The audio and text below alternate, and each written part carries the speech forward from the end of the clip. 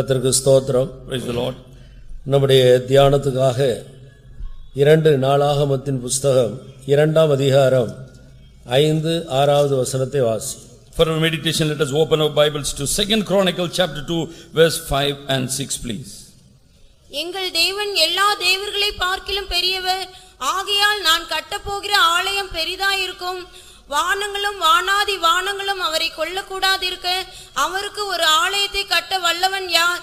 அவர் சந்நிதியில் தூபம் காட்டுகிறதற்கே ஒழிய வேறே முகாந்தரமாய் அவருக்கு ஆலயம் கட்டுகிறதற்கு நான் எம்மாத்திரம்? And the house which I build is great, for great is our God above all gods. But who is able to build him an house, seeing the heaven and heaven of heavens cannot contain him? Who am I then that I should build him an house, save only to burn sacrifice before him? அப்படியே யோவேலின் புத்தகம் 2ஆம் அதிகாரம் 21, 22, 23 இந்த 3 வசனங்களை வாசி. Joel 2:21, 22 and 23 please. தேசமே பயப்படாதே, மகிழ்ந்து களிகூரு, கர்த்தர் பெரிய காரியங்களை செய்வார். வெளியின் மிருகங்களே பயப்படாதேயுங்கள், வனாந்தரத்திலே மேய்ச்சல்கள் உண்டாகும், விருட்சங்கள் காய்களை காய்க்கும், அத்திமரமும் திராட்சை செடியும் பலனை தரும். சீயோன் குமாரரே, உங்கள் தேவனாகிய கர்த்தருக்குள் மகிழ்ந்து களிகூருங்கள். அவர் தக்கபடி உங்களுக்கு முன்மாரியை கொடுத்து உங்களுக்கு முன்மாரியும் பின்மாரியும் ஏற்கனவே வர்ஷிக்க பண்ணுவார். Fear not, O land, be glad and rejoice, for the Lord will do great things. Be not afraid, ye beasts of the field, for the pastures of the wilderness do spring, for the tree beareth of fruit, the fig tree and the vine do yield their strength. Be glad then, ye children of Zion, and rejoice in the Lord your God, for he hath given you the former rain moderately, and he will cause to come down for you the rain, the former rain and the latter rain in the first month. கர்த்தருடைய பரிசுத்த நாமத்துக்கு மகிமை உண்டாவதாக. Praise be to the holy name of the Lord. முதலாவது நான் வாசித்ததான வசனம் நாம் எல்லாருக்கும் அறிந்திருக்கிறது போல, தாவீதின் குமாரனாகிய சாலமோன் தன்னுடைய ராஜ்யபாரத்துக்கு வந்த பிறகு தேவனாகிய கர்த்தருக்கு ஒரு ஆலயத்தை கட்ட வேண்டும் என்று எத்தனித்தார். And as we all know, in the first scripture what we refer to is speaking about the Agag's development took place when the son of David, when he was coronated to be the king in the kingdom, and he had a desire to build and raise up a temple for God. அப்போது தீருவின் ராஜாவுக்கு ஒரு நிருபத்தை எழுதினார். And now during the time he was writing an epistle to king of Tyre. கர்த்தருக்கு ஸ்தோத்திரம். Praise be to the name of the Lord. நான் என் தேவனாகிய கர்த்தருக்கு ஒரு ஆலயத்தை கட்ட எத்தனித்திருக்கிறேன். And I am to build a great house for my God. எங்களுடைய தேவன் எல்லா தேவர்களை பார்க்கிலும் மிகவும் பெரியவர். And our God is great and far above all the so-called gods. ஆனபடியினால் நாங்கள் அவருக்கு கட்டும் ஆலயம் பெரிதாக இருக்க வேண்டும். And wherefore great should be the temple which we are going to build for this great God. அதற்கு நீர் இன்னென்ன விதத்திலே எங்களுக்கு மரங்களை அனுப்பி கொடுத்து உதவி செய்ய வேண்டும். And wherefore you must give such types of wood or trees for us to make the building work. நான் அதற்குரிய எல்லா சம்பளத்தையும் நான் உனக்கு தந்து விடுவேன். In recompense I am going to give you all the wages or salary for the people those are hewing the trees. இப்படி ஒரு அந்நிய ராஜாவோடு அவன் ஒரு உடன்படிக்கை பண்ணிக்கொண்டு கர்த்தருக்காக ஒரு ஆலயத்தை கட்ட எத்தனித்தார். And now he is enduring here to raise up a temple for God, doing covenanting with the heathen king. எங்களுடைய தேவன் எல்லா தேவர்களை பார்க்கிலும் மிகவும் பெரியவர். For our God is great above all the gods. அதற்காக நான் ஒரு பெரிய ஆலயத்தை கட்ட வேண்டும். And for him I have to build a very big house. அதே நேரத்தில் அவர் சொல்லுகிறார், தேவனுக்கு ஆலயத்தை மனிதன் கட்ட முடியாது. And we cannot as a human being raise up or make a building for God. தேவன் அவ்வளவு பெரியவர். And God is far above every sphere. அவருக்கு தூபம் காட்டுகிறதற்கும் பலி செலுத்துவதற்குமே அல்லாமல் வேறு எப்படி ஆலயத்தை கட்ட முடியும்? And we can do only two things, only to offer incense to him or also have sacrifices before him. Nothing else we can do for God. கர்த்தருக்கு ஸ்தோத்திரம். Praise be to the name of the Lord. அப்படியானால் ஆண்டவருக்கு ஆலயமே இல்லையா? And if that is the case, can we not make a temple for God? வேறொரு ஆலயம் மறைந்து இருக்கிறதை நாம் அந்த வசனத்திலே காண்கிறோம். But we are able to see and sense there is a hidden temple for God. யோவேலின் புத்தகத்தில் நான் வாசிக்கும்போது, referring to the book of Joel, தேசமே பயப்படாதே, Fear not, O land, மகிழ்ந்து களிகூரு, and be glad and rejoice, கர்த்தர் பெரிய காரியங்களை செய்வார். for the Lord will do great things. வெளியின் மிருகங்களே பயப்படாதேயுங்கள். Oh, fear not, ye beasts of the field. வனாந்தரத்திலே மேய்ச்சல்கள் உண்டாகும். And there shall be pastures in the wilderness. விருட்சங்கள் காய்களை காய்க்கும். And they will be springing forth the trees bearing fruits. அத்திமரமும் திராட்சை செடியும் பலனை தரும். And the fig tree and the vine shall be yielding their strength. சீயோன் குமாரரே, உங்கள் தேவனாகிய கர்த்தருக்குள் மகிழ்ந்து களிகூருங்கள். Be glad then, you children of Zion, rejoice in the Lord of your God. அவர் தக்கபடி முன்மாரியையும் பின்மாரியையும் ஏற்கனவே வரிச்சிக்க பண்ணுவார். For he hath already given you the former, and let the rain moderately to you. இப்படி யோவேலின் மூலம் அன்றைக்கு ஜனத்துக்கு ஒரு தீர்க்க தரிசனம் கொடுக்கப்பட்டது. A prophetical utterance or voice came unto the people of his time by prophet Joel. இந்த இரண்டு இடங்களிலேயும் நாம் பார்க்கும்போது தேவனாகிய கர்த்தர் பெரியவர், அவர் பெரிய காரியங்களை செய்கிறவர் என்பதை நாம் தெளிவாக அறிந்து கொள்கிறோம். Lucidly we do about two things.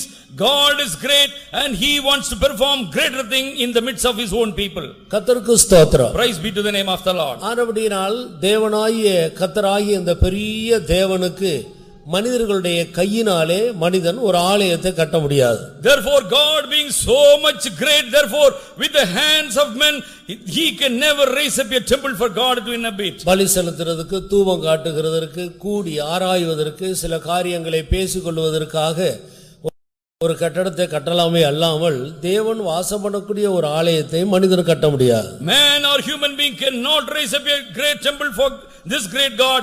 But he can make, of course, a congregation in which people can congregate together, offer sacrifices and incense. ஆரம்ப நாட்களிலிருந்தே தேவனுடைய ஆலயம் வேதத்திலே மறைக்கப்பட்ட ஒரு உண்மையாக இருக்கிறது. Right from Genesis or the book, in the first book, the temple of the Lord is hidden all through. ஆனால் புதிய ஏற்பாட்டு காலத்தில் வரும்போதுதான் உண்மையான தேவனுடைய ஆலயம் எது என்பதை அவர் தெளிவாக காட்டிக் கொடுக்கிறார். But when the New Testament era, only God was explaining to the people what is called the real temple for God. உலகத்தையும் அதில் உள்ள எல்லாவற்றையும் உண்டாக்கின ஆண்டவர் மனிதனுடைய கையினால் கட்டப்பட்ட கோவில்களில் அவர் வாசம் பண்ணுவதில்லை. And God who created heavens of heaven, he cannot come and indwell in the house which was created by the hands of men. தேவனுடைய ஆலயம் பரிசுத்தமாக இருக்கிறது. For the temple of God is altogether holy. நீங்களே அந்த ஆலயம் என்று மனிதர்களை பார்த்து வேதம் சொல்லுகிறது. The Bible speaks looking into men that you are called to be the temple for God. இன்னைக்கு மனிதர்கள் தான் தேவனுடைய ஆலயமாக இருக்கிறார். Today as we are men, we are called to be the temple for God. தேவன் மனிதர்களுக்குள்ளே வாசம் பண்ண விரும்புகிறார். But God wants to dwell in the hearts or in the life of men. கர்த்தர் சீயோனை தெரிந்து கொண்டு அதை தன்னுடைய வாசஸ்தலம் ஆக்கினார். And God desired unto Zion, and he wants to make his own habitation. அதிலே வாசம் பண்ணும்படி தேவன் விரும்பினார். God desired to dwell therein. ஆனபடியினால் இன்றைக்கு தேவன் மனிதர்களை பாவத்திலிருந்து தூக்கி எடுத்து இரத்தத்தால் கழுவி அவர்களை அபிஷேகம் பண்ணி ஆண்டவரும் கூட அந்த பெரிய தேவன் ஆவியாக மாறி மனிதருடைய இருதயத்தில் வந்து வாசம் பண்ணுகிறார். And today God is salvaging men from miry clay or sin, and is purging him, sanctifying him, filling him with the Holy Spirit, and the mighty God becomes in the form of the Spirit and trying to dwell in that man. அபிஷேகம் பெற்ற ஒவ்வொரு தேவனுடைய மனிதனும் தெய்வத்தை சுமந்து செல்லுகிற நடமாடுகிற ஒரு ஆலயமாக இருக்கிறார். Every spirit-filled child of God is a mobile temple for God, because he is carrying always God with him. நாம் ஞாயிற்றுக்கிழமை ஆலயத்துக்கு வந்தாலும் நாம் தேவனுடைய ஆலயம்தான். மார்க்கெட்ல போய் காய்கறி வாங்கினாலும் நாம் தேவனுடைய ஆலயம்தான். எங்க போனாலும் நாம் தேவனுடைய ஆலயம்தான். We do come and congregate in this Sunday on Sabbath, that we are called to be the temple for God. When we are in the marketing place, we are elsewhere, but every place we are the temple for God, but in mobile form. நாம் நடமாடும் தேவனுடைய ஆலயமாக இருக்கிறோம். And we are mobile temple for God. நாம் எங்கெல்லாம் போகிறோமோ போகிற இடமெல்லாம் தேவனுடைய ஆலயமாகவே நாம் நம்மை வெளிப்படுத்த வேண்டும். Wherever we are walking in the world, we have to exhibit ourselves to be temple for God. மனிதன் தான் தேவனுடைய ஆலயமாக இருக்கிறார். And man is becoming a temple for God. அபிஷேகம் பெற்ற ஒவ்வொரு தேவனுடைய பிள்ளையும் தேவனுடைய ஆலயமாக இருக்கிறார். Every spirit-filled child of God is becoming a temple for God. ஆனபடியால் இந்த வேத வசனத்தின்படி நான் ஒரு தேவனுடைய ஆலயமாக இருக்கிறேன் என்ற நிச்சயம் உள்ளவர்கள் கரங்களை உயர்த்தி ஆண்டவரை மகிமைப்படுத்துவோமா? கர்த்தருக்கு ஸ்தோத்திரம். Praise be to the name of the Lord. அப்ப தேவனுடைய ஆலயம் பரிசுத்தமாய் இருக்கிறது. And if we are called to be temple for God, the temple of God is altogether holy. நான் வேலை ஸ்தலத்துக்கு போனாலும், நான் சந்தை வெளிக்கு போனாலும், நாம் இங்கே சபைக்கு வந்தாலும், வீட்டில் இருந்தாலும், எங்கே இருந்தாலும் நாம் தேவனுடைய ஆலயம் என்பதை நாம் ஒருபோதும் மறந்துவிடக் கூடாது. We must never forget. We may be in marketing place, we may be in work spot, we may be at home or in the congregation. We must always remember we are temple for God. யோவேலின் நாட்களிலே தேவனுடைய ஜனங்கள் என்று அழைக்கப்பட்ட அந்த இஸ்ரவேல் ஜனங்கள் கர்த்தரை விட்டு விலகி வெகு தூரமாய் ஜீவித்தார். The contemporaries of Joel, they have gone away from God, far away from all the heritage of God. முழு உலகத்திலேயும் இஸ்ரவேல் ஜனங்கள் தான் தேவனுடைய ஜனங்களாக தேவன் அவர்களை தெரிந்தெடுத்து தன்னுடைய எல்லா காரியங்களையும் அந்த ஜனத்துக்கு ஆண்டவர் வெளிப்படுத்திக் கொண்டே வந்தார். In whole of the universe, God was calling the people of Israel as his own people.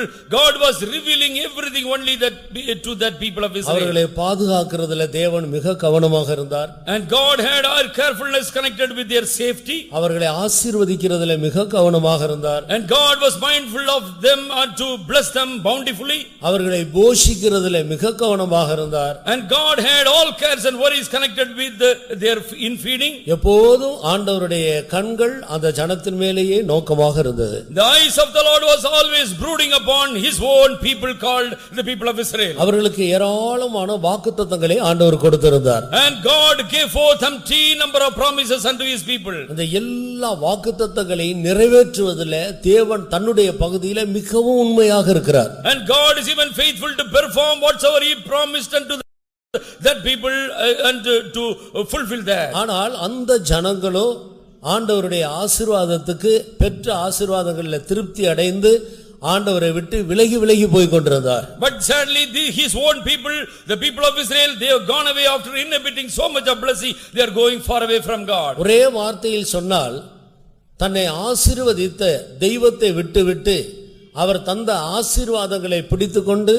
அவைகளை தேவனாக வழிபட ஆரம்பித்தார்கள். And in brief you have to explain, the people are holding forth the blessings of the Lord and they have renounced the blessing hand of the Lord from them. சிருஷ்டிகரை தொழுது சேவியாமல் சிருஷ்டியை தொழுது சேவிக்கிற விக்கிரக ஆராதனைக்காரராய் மாறினார். And now they became idolaters.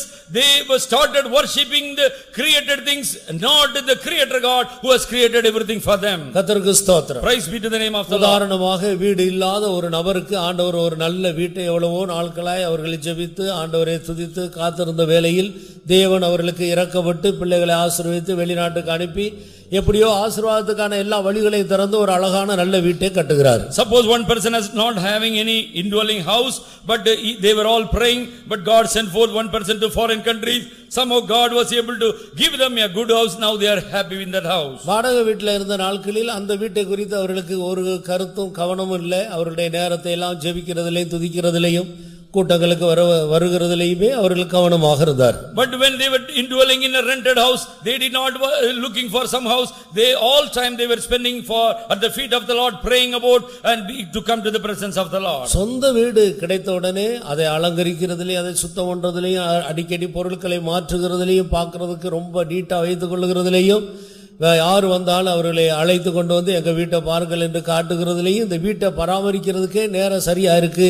ஜெபிக்கிறதுக்கு துதிக்கிறதுக்கு Bible வாசிக்கிறதுக்கு கூட்டங்களுக்கு வர்றதுக்கு நேரம் இல்லை. But when God has offered them a good house their own, and now they do not find any time to read the Bible, to come to the presence of the Lord, to visit even to look for the workers to come in, but they were just beautifying their houses. இப்பொழுது வீடு அவர்களுக்கு தெய்வமாக மாறிவிட்டது. Now the so called house has become an idol like gods for them. வீட்டை பராமரிக்கிறதிலேயும் வீட்டை அழகுபடுத்துறதிலேயுமே தங்களுடைய நேரத்தை எல்லாம் செலவழித்து விடுகிறார்கள். The all lifetime they will be spending on beautifying or digging forth their houses. தேவனிடத்திலிருந்து வீட்டை வாங்கிவிட்ட பிறகு வீட்டை தெய்வமாக வைத்துக்கொண்டு தேவனை விட்டு விடுகிறார். Now after receiving house from God and after inhabiting or being in that house, now they are forgetting about God who gave them. யோபு சொன்னார், கர்த்தர் கொடுத்தார், கர்த்தர் எடுத்தார். Job says God gave and God took it back. கொடுத்த ஆண்டவருக்கு அதை எடுக்கவும் முடியும் என்று அநேகர் நினைக்கிறதில்லை. Many people do not think God who gave is also empowered to take back that blessing also. ஜாதிகளை எல்லாம் துரத்தி 7 ஜாதிகளை 31 ராஜாக்கள் நிறைந்த கானான் தேசத்தில் உள்ள ஜாதிகளை எல்லாம் துரத்தி அந்த தேசத்தை எடுத்து ஆண்டவர் இஸ்ரவேல் ஜனத்துக்கு கொடுத்தார். And in the land of Canaan was inhabited by 7 nations and 31 kings were reigning upon. God outcasted all the kings and the inhabitants and gave to his own people this promised land. வெட்டாத கிணறு, நடாத திராட்சை தோட்டம், கட்டாத வீடுகளை தந்து அவர்களை சுகமாய் குடியிருக்க பண்ணினார். And God made them to live, have a very tranquil, filled, peaceful life in there. When God gave them the wells they have not dug, the vineyards which not planted by them, God gave them the house which they were not making for them. பாலும் தேனும் ஓடுகிற ஒரு தேசமாக இருந்தது. That was the country, a land in which the milk and honey was freely flowing forth. தண்ணீரை சேர்த்து வைக்க வேண்டிய அவசியம் இல்லை. வானத்தின் மழை தண்ணீரால் தேசம் நிறைந்திருந்தது. And they need not to stockpile for irrigation of the land.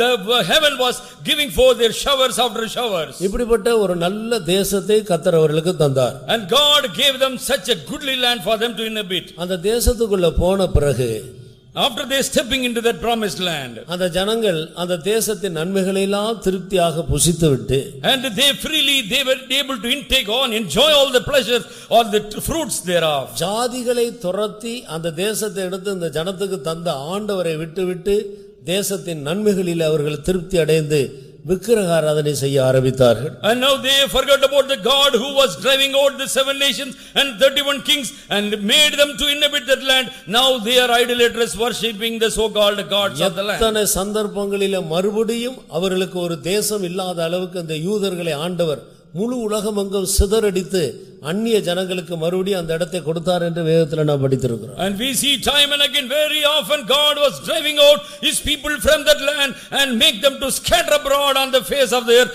many times. உலக சரித்திரங்களும் அதை தெளிவாக நமக்கு காட்டிக் கொடுக்கிறது. The world history, if you read, you can find out how the Jews have been scattered abroad every time. எப்பொழுதெல்லாம் அந்த ஜனங்கள் கர்த்தரை விட்டு விலகினார்களோ அப்பொழுதெல்லாம் தேவன் அவர்களுக்கு தந்த ஆசீர்வாதங்களை அவர்களை விட்டு எடுத்து விடுகிறார். And whenever people were going away from the Lord, God was able to expunge and take all the blessings also along with him. அப்படினால் இந்த விஷயத்தில் தேவனுடைய பிள்ளைகள் மிக கவனமாக இருக்க வேண்டும். Therefore in this count we the children of God must be very very careful. வேலை இல்லை என்று சொல்லி ஜெபம் பண்ணி ஆண்டவரிடத்தில் ஒரு வேலை வாங்கின பிறகு அந்த வேலை நம்முடைய விக்கிரகம் நம்முடைய தெய்வமாக மாறிவிட இடம் கொடுக்க கூடாது. Suppose we do not have any job, we are crying unto the Lord and God gives us a job, that job should not become our God. பிள்ளை இல்லை என்று சொல்லி, பிள்ளை வேண்டும் என்று சொல்லி தவம் இருந்து உபவாசம் எடுத்து அநேகரை ஜெபிக்க சொல்லி பிள்ளை கிடைத்த பிறகு பிள்ளையை ஒரு விக்கிரகமாக வைத்துக்கொண்டு தெய்வத்தை விட்டு விடக்கூடாது. Some people are childless and barren, but they are for enduring time they pray at the feet of the Lord. When God gives them a child, the child is becoming God and God is gone away from their house. சிருஷ்டிகரை தொழுது சேவியாமல் சிருஷ்டியை தொழுது சேவித்தார்கள். இது நிமித்தம் தேவன் அவர்களை இழிவான இச்சை ரோகங்களுக்கு ஒப்பு கொடுத்தார். And God gave them to vile affections. So therefore because they started worshipping the creations, not the creator God. இந்த இடத்துல தான் தேவனுடைய பிள்ளைகளுக்கு மிகுந்த தெளிவு அவசியமாக இருக்கிறது. And here only the people of the Lord must have sobriety in them. தாவீது ஆடுகளை மேய்த்து கொண்டிருந்த போது ஆண்டவரை முன்னால வைத்து ஜீவித்தான். அவன் ஒரு ராஜாவான பிறகும் தெய்வத்தை முன்னால வைத்து ஜீவித்தான். David, when he was rearing of the flock like a shepherd boy, he placed God before him. When he was coronated as a king, there also he placed God before him in his throne. ஆனபடியால் எந்த காலத்திலேயும் நாம் தேவனை விட்டுவிடவே கூடாது. Therefore at any times in any way we must never forget about our God. யோபு சொன்ன வார்த்தையை கவனித்து பாரு. Consider the word coined by Job. என் ஆவி பிரியும் மட்டும் என் உத்தமத்தை என்னை விட்டு விலக்கேன். And I will not refrain or go from integrity until my spirit goes away from me. என் ஆவி என்னை விட்டு பிரிகிற வரைக்கும் நான் ஆண்டவரோடு நான் உண்மையாய் அவருக்கு முன்பாக உத்தமமாய் நடந்து கொள்ளுவேன். And up till my spirit is taken away from me, I shall be faithfully with integrity walking before my God. தாவீது ராஜா மரிக்கும்போது தன்னுடைய மகனை அழைத்து சொன்ன கடைசி வார்த்தைகளை கவனித்து பாருங்கள். Consider the last word David the king was telling back to his son. நான் உனக்கு இங்கே இவ்வளவு சேர்த்து வைத்திருக்கிறேன், இங்கே 4 இடம் வாங்கி போட்டிருக்கிறேன், இங்கே 4 வீடு கட்டி வைத்திருக்கிறேன், அந்த பத்திரமெல்லாம் இங்கே ரொம்ப பத்திரமா வச்சிருக்கிறேன், அந்த பணம் வேற பேங்க்ல இவ்வளவு இருக்கு இப்படி எல்லாம் ஒண்ணும் சொல்ல இல்ல. The parting message of David was not like this. I have stockpiled so much of wealth or silver or gold or so much of money in the banks. I have made so much of plots purchased for you. என் குமாரனாகிய சாலமோனே, Oh my son Solomon, பூலோகத்தார் யாவரும் போகிற வழியில நானும் போகிறேன். lo, I am going to go walk like the persons of this world. பூமியில பிறந்த எல்லாரும் மரணம் என்கிற அந்த வாசலின் ஊடாகத்தான் இந்த பூமியை விட்டு கடந்து போக வேண்டும். Every inhabitant on the earth must walk through the gates of the death. One day he must pass on. எல்லாரும் போகிற இந்த வழியிலே நானும் இப்போது போக போகிறேன். I am going to pass the gate of the death and I am going to go away from you. என்னுடைய மரண நேரம் சமீபமாக இருக்கிறது. For my death is fast hand. அநித்தியமான இந்த உலகத்தை விட்டுவிட்டு நித்தியமான உலகத்துக்குள்ள நான் பிரவேசிக்க போகிறேன். I am going to let go this temporal world. I am going to usher into an everlasting government. நீயோ வென்றால், but you Solomon, உன் பிதாவின் தேவனை நீ அறிந்து, and you must know you the God of your father. உன் பிதா ஆராதித்த அந்த தேவனை நீ அறிகிற அறிவிலே சரியாய் வளர வேண்டும். And you must correctly and appropriately grow forth and enrich yourself with the knowledge of that God. உன்னுடைய நாட்களையும் உன்னுடைய நேரத்தையும் தெய்வத்தை அறிகிற அறிவிலே வளருவதற்காக உபயோகப்படுத்து. And you must use your days and the years for enriching the wisdom connected with your God. உன் பிதாவின் தேவனை நீ அறி. And you must know the God of your father. உத்தம இருதயத்தோடும் உற்சாக மனதோடும் அவரை சேவி. And with integrity and with the fervent heart you must serve him. நீ அவரை தேடினால் உனக்கு தென்படுவார். And if you seek after him you shall surely find him. நீ அவரை விட்டுவிட்டால் அவர் என்றைக்கும் உன்னை விட்டு விடுவார். Suppose perchance if you are letting go his hand, he is going to forsake you. இதுதான் தாவீது தன்னுடைய மகன் சாலமோனுக்கு சொன்ன கடைசி வார்த்தை. This is the parting message David the king played back unto Solomon at the time of his demise. இன்றைக்கு எத்தனையோ தேவனுடைய பிள்ளைகள் ஆசீர்வாதங்கள் பெருகும்போது ஆசீர்வாதங்களை தங்களுக்கு தெய்வமாக்கி கொண்டு ஆசீர்வதித்த தேவனை விட்டு விலகி போகிறார். When they are getting richly the blessings from God, now they are forgetting about the God who is the giver and they are going behind the blessings. என் நாமம் தரிக்கப்பட்ட என்னுடைய ஜனங்கள், my people, those who are christened my name upon their forehead, தங்களை தாழ்த்தி they humble themselves, பாவங்களை அறிக்கை செய்து confessing all their sins, ஜெபம் பண்ணி and they pray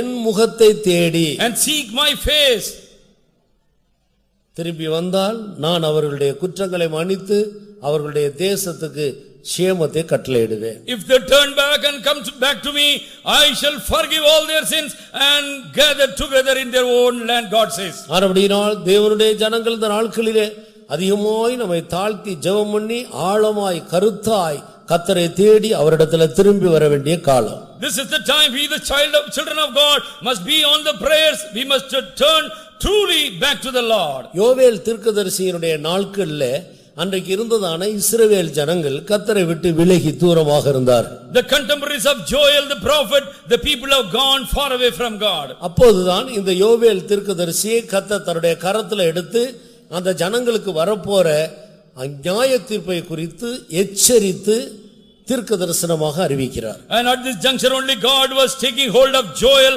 and he is giving his word and admonishing the people what is in store for them ahead. கிமு 800 ல இருந்து 750 வரைக்கும் இந்த காலங்கள் நடைபெற்றது. The Joel's time was BC 800 to BC 750. கர்த்தருக்கு ஸ்தோத்திரம். Praise be to the name of the Lord. இந்த நாட்கள்ல தான் இந்த தீர்க்கதரிசியின் மூலம் தேவன் அந்த ஜனத்தோடு பேசிக் கொண்டு வருகிறார். And during this time only God was speaking unto his own people. தேசம் கர்த்தரை விட்டு விலகி போய் கொண்டிருக்கிறது. The country is whirling away, going away from God. தேசம் என்றால் தேசத்தில் உள்ள மண்ணு மரம் வீடு இவைகளை பற்றி அல்ல. And we say land means it is not the mortar or building or the trees that was going away. தேசம் என்றால் தேசத்தில் உள்ள ஜனங்களை காட்டுகிறது. Oh, land means it speak about the inhabitants of that land. ஜனங்கள் கர்த்தரை விட்டு விலகி சோர போய் கொண்டிருக்கிறார். And the people of the Lord were walking and going in their perverted ways. தேவனை விட்டு விலகி தூரமாய் போய் கொண்டிருக்கிறார். And they were going far away from God. மறுபடியும் ஜனங்கள் திரும்பி வர வேண்டும், இல்லாவிட்டால் அவர்களுக்கு இப்படி ஆபத்துகள் இருக்கிறது என்று எச்சரிப்பு கொடுக்கப்பட்டது. Now the voice of admonishing given to the people that perhaps they have to meet with such an endangerment at last. நீங்கள் முதல் அதிகாரம் முழுவதையும் வாசித்தால் அந்த ஜனத்துக்கு வரப்போகிற ஆபத்தை குறித்து சொல்லிக் கொண்டே வருகிறார். The whole of the first chapter, if you are able to read and understand the judgment that is meted out against that people. இந்த யோவேலின் தீர்க்கதரிசனம் 3 அதிகாரங்களை கொண்டது, 73 வசனங்களை உடையது. And Joel, the whole book comprises of 3 chapters, but only it has got 73 verses. அந்த ஜனங்களுக்கு வரப்போகிற நியாய தீர்ப்பை குறித்து எச்சரிக்கிறார். But he is admonishing them what is the judgment that is to befall their lives. இரண்டாவது, அவர்கள் எப்படி கருத்தாய் கர்த்தரை தேடி திரும்பி வர வேண்டும், எப்படி தங்களை சுத்திகரிக்க வேண்டும், எப்படி உபவாசம் எடுக்க வேண்டும், யாரெல்லாம் உபவாசம் எடுக்க வேண்டும் என்று இரண்டாவதாக எச்சரிக்கப்படுகிறது. And secondly, the admonishing God gives them how they must turn back to the Lord, how much they must serve the Lord, and who all must come to the feet of the Lord. மூன்றாவதாக அந்த ஜனங்கள் அப்படி திரும்பி வந்தால் தேவன் எப்படி அவர்களை ஆசீர்வதிக்க போகிறார் என்பதை குறித்து சொல்லப்படுகிறது. And thirdly, the prophet says how God is going to bless them for when they repent and come back to the Lord. எல்லாம் அனுபவத்தில் நடந்த சம்பவங்கள். But everything is a history. It has taken vividly in the life of Israel. ஜனங்கள் எந்த அளவுக்கு தூரமாய் கர்த்தரை விட்டு போயிருக்கிறார்கள், எந்த அளவு அவர்கள் கர்த்தரை விட்டு விலகி இருக்கிறார்கள், அது நிமித்தமாக அவர்களுக்கு வரப்போகிறதான நியாய தீர்ப்பு. And to what degree of extent the people of the Lord deviated from God, drifted from him, and what is the judgment that is to come upon them. இரண்டாவதாக அவர்கள் எந்த அளவுக்கு அவர்கள் திரும்பி வர வேண்டியதாக இருக்கிறது, எப்படி திரும்பி வர வேண்டும். And secondly, to which level they must make maneuver and come back to the Lord, into which level they must humble themselves to the Lord. மூன்றாவதாக அவர்கள் திரும்பி வந்த பிறகு தேவன் எப்படி அவர்களை ஆசீர்வதிக்க போகிறார் என்பதை பற்றி. And thirdly, he speaks how God is going to bountifully restore back all the blessings again. இப்படி இந்த 3 அதிகாரங்களிலேயும் தேவன் தன்னுடைய ஜனத்தோடு இடைபடுகிறதை நாம் பார்க்கிறோம். Herein God is moving with his people, communicating to them the judgments. அதற்காக அந்த நாட்களில் இந்த யோவேல் என்ற தீர்க்கதரிசியை கர்த்தர் தன்னுடைய கரத்தில் எடுத்து உபயோகப்படுத்துகிறார். And for this call God was using Joel, take him in his hand, and God was using him. தேவன் ஆவியாக இருக்கிறார். And for God is spirit. சரீரத்தில் மாமிச சரீரத்தில் இருக்கிற மனிதர்களோடு தொடர்பு கொள்ளும்படி இந்த மனிதனுக்கும் ஆவியா இருக்கிற தேவனுக்கு இடையில நிற்கக்கூடிய ஒரு மனிதர்கள் அவருக்கு தேவையாக இருக்கிறது. And God is a spirit, and we are mortals having physical bodies, but if God has to communicate to us, there must be a via media or mediator to speak on the behalf of God. இப்படிப்பட்ட தீர்க்கதரிசிகளை ஆண்டவர் தன்னுடைய வாயாக அழைக்கிறார். And so are the prophets. God was calling or using them as God's own mouth. நீ என் வாய் போல் இருப்பாய் என்று ஒரு தீர்க்கதரிசியை பார்த்து ஆண்டவர் சொல்லுகிறார். And God looking into prophet, he says, you shall be my mouthpiece or my mouth. மாமிச சரீரத்தில் இருக்கிறதான மனிதனோடு பேசும்படி மாமிச சரீரத்தில் உள்ளதான ஒரு மனிதனுடைய வாய் ஆவியா இருக்கிற தேவனுக்கு அவசியமாக இருக்கிறது. And to communicate to the people, those are having physical body, but God the spirit needs a mouth to speak unto the mortals as we are. மனிதர்களுக்கும் தேவனுக்கும் இடையிலே ஏற்படுத்தப்படுகிற இவர்கள்தான் தேவனுடைய தீர்க்கதரிசி என்றும் தேவனுடைய ஊழியர்கள் என்றும் அழைக்கப்படுகிறார். And this via media or mediators, middlemen are called to be the prophets of the Lord, or summarily we can call the workers for God.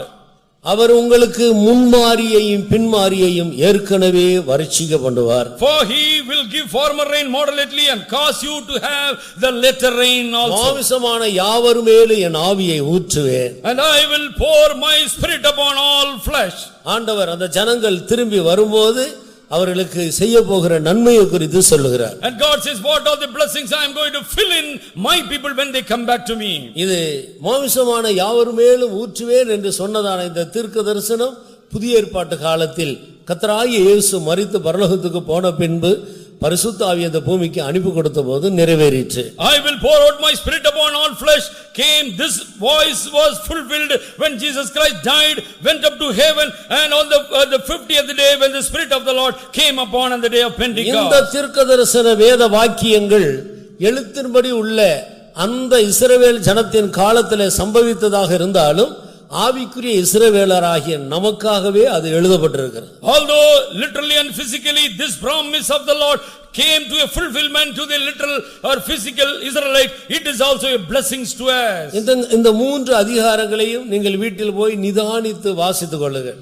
Very prudently make a thorough reading all these 3 chapters at home. இதிலே தேசமே பயப்படாதே மகிழ்ந்து களிகூரு கர்த்தர் பெரிய காரியங்களை செய்வார் என்ற அந்த ஒரு வசனத்தில் உள்ள ஒரு சில கருத்துக்களை நான் உங்களோடு பகிர்ந்து கொள்ள ஏவப்படுகிறேன். And I am been inspired by the Spirit of the Lord to share the hidden blessing that is found in 2:21. Fear not, O land, and be glad. God is going to do great things in your midst. இதற்கு முன்பு பல சந்தர்ப்பங்களில் இந்த வசனத்தை நான் ஒரு கோணத்தில் ஆராய்ந்து பார்த்திருக்கலாம். And we must have meditated the same divine word elsewhere at any time formerly. ஆனால் இன்றைக்கு இருக்கிற நம்முடைய ஆவிக்குரிய நிலவரங்களுக்கு ஏற்ற விதத்தில் இந்த வசனத்தின் ஊடாக தேவன் நம்மோடு இடைபடுகிறதான காரியங்களை சிந்திக்க கர்த்தர் நமக்கு உதவி செய்வார். And God, may the Lord enable us to meditate upon the inspired word through which God wants to speak to us.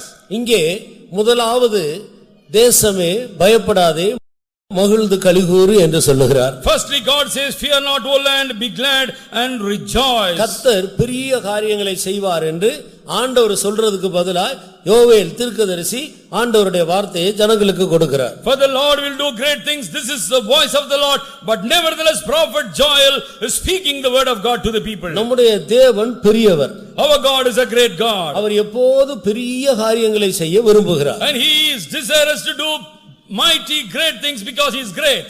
தேவன் ஒருவர்தான் பெரிய காரியங்களை செய்ய முடியும். And God alone could perform greater things. நாம் மனிதர்கள். And we are mortals. நாம் சின்ன சின்ன காரியங்களை செய்யலாம். And we can do little bit of petty things. ஆனால் அதற்கும் ஒரு ஒத்தாசை தேவனிடத்திலிருந்து தான் வர வேண்டியதாக இருக்கு. And if you have to do little bit of manual work here also, but God must succor helps to us. என்னை அல்லாமல் உங்களால் ஒன்று செய்ய கூடாது. Because God says, without me you can do nothing. ஒரு சின்ன காரியத்தையும் கூட தேவனுடைய உதவி இல்லாமல் செய்ய முடியாது. And we cannot perform anything spiritually unless God authors us to do.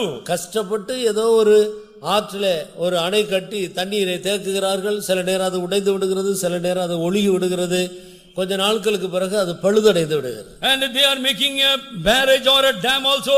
They are making some dam or to make a great so much of building, but it is making some breaches and one day it also going to break. ஆனால் நம்முடைய தேவனோ பெரிய காரியங்களை செய்கிறார். But nevertheless our God shall do greater things. இங்கே கர்த்தர் பெரிய காரியங்களை செய்வார் என்று சொல்லப்பட்டிருக்கிறது. And here it has been told, for the Lord will do great things. வேதத்தில் ஆண்டவர் பெரிய காரியங்களை எங்கெல்லாம் செய்திருக்கிறார் என்று எல்லாரும் தங்களுடைய கவனத்தை சற்று முந்தின காலங்களுக்கு திருப்பி பார்ப்போமாக.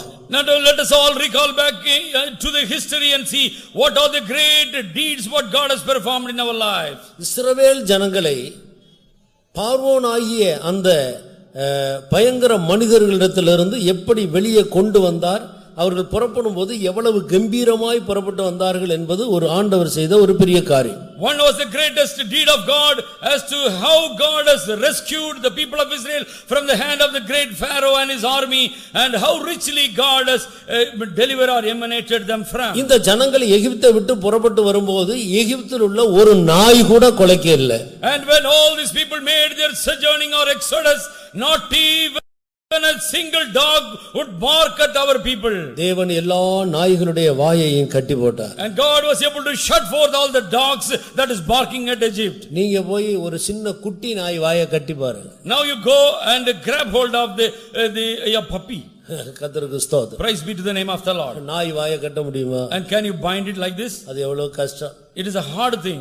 கர்த்தருக்கு ஸ்தோத்திரம். Praise be to the name of God. எகிப்தில் உள்ள லட்சக்கணக்கான நாய்களுடைய வாயை தேவன் கட்டினார். There were lakhs of or innumerable number of dogs were there, but God was binding the mouths of all the dogs. தானியேல் என்ற தன்னுடைய மனிதனுக்காக சிங்க கவியிலே சிங்கங்களின் வாய்களை தேவன் கட்டினார். And for the sake of his own person Daniel, God was able to bind the mouths of the lions in the lions den. Shadrach Meshach Abednego என்பவர்கள் 7 மடங்கு ராஜாவால் ஏற்படுத்தப்பட்ட அக்கினி சூளையில போடப்பட்ட போது அக்கினியினுடைய வல்லமையெல்லாம் தேவன் கட்டி போட்டார். And when the Shadrach, Meshach and Abednego with the 7 times vehement fiery furnace they were cast in, but God was able to stop the fervence of the heat upon them. அந்த தானியேல் என்ற தேவனுடைய மனிதனை தூக்கி போட்டார். இது சாத்ராக் மேஷாக் ஆபேத்நேகோ என்ற இந்த தேவனுடைய மனிதர்களை தூக்கி போனவர்களை அக்கினி பற்றி எரித்து விட்டது.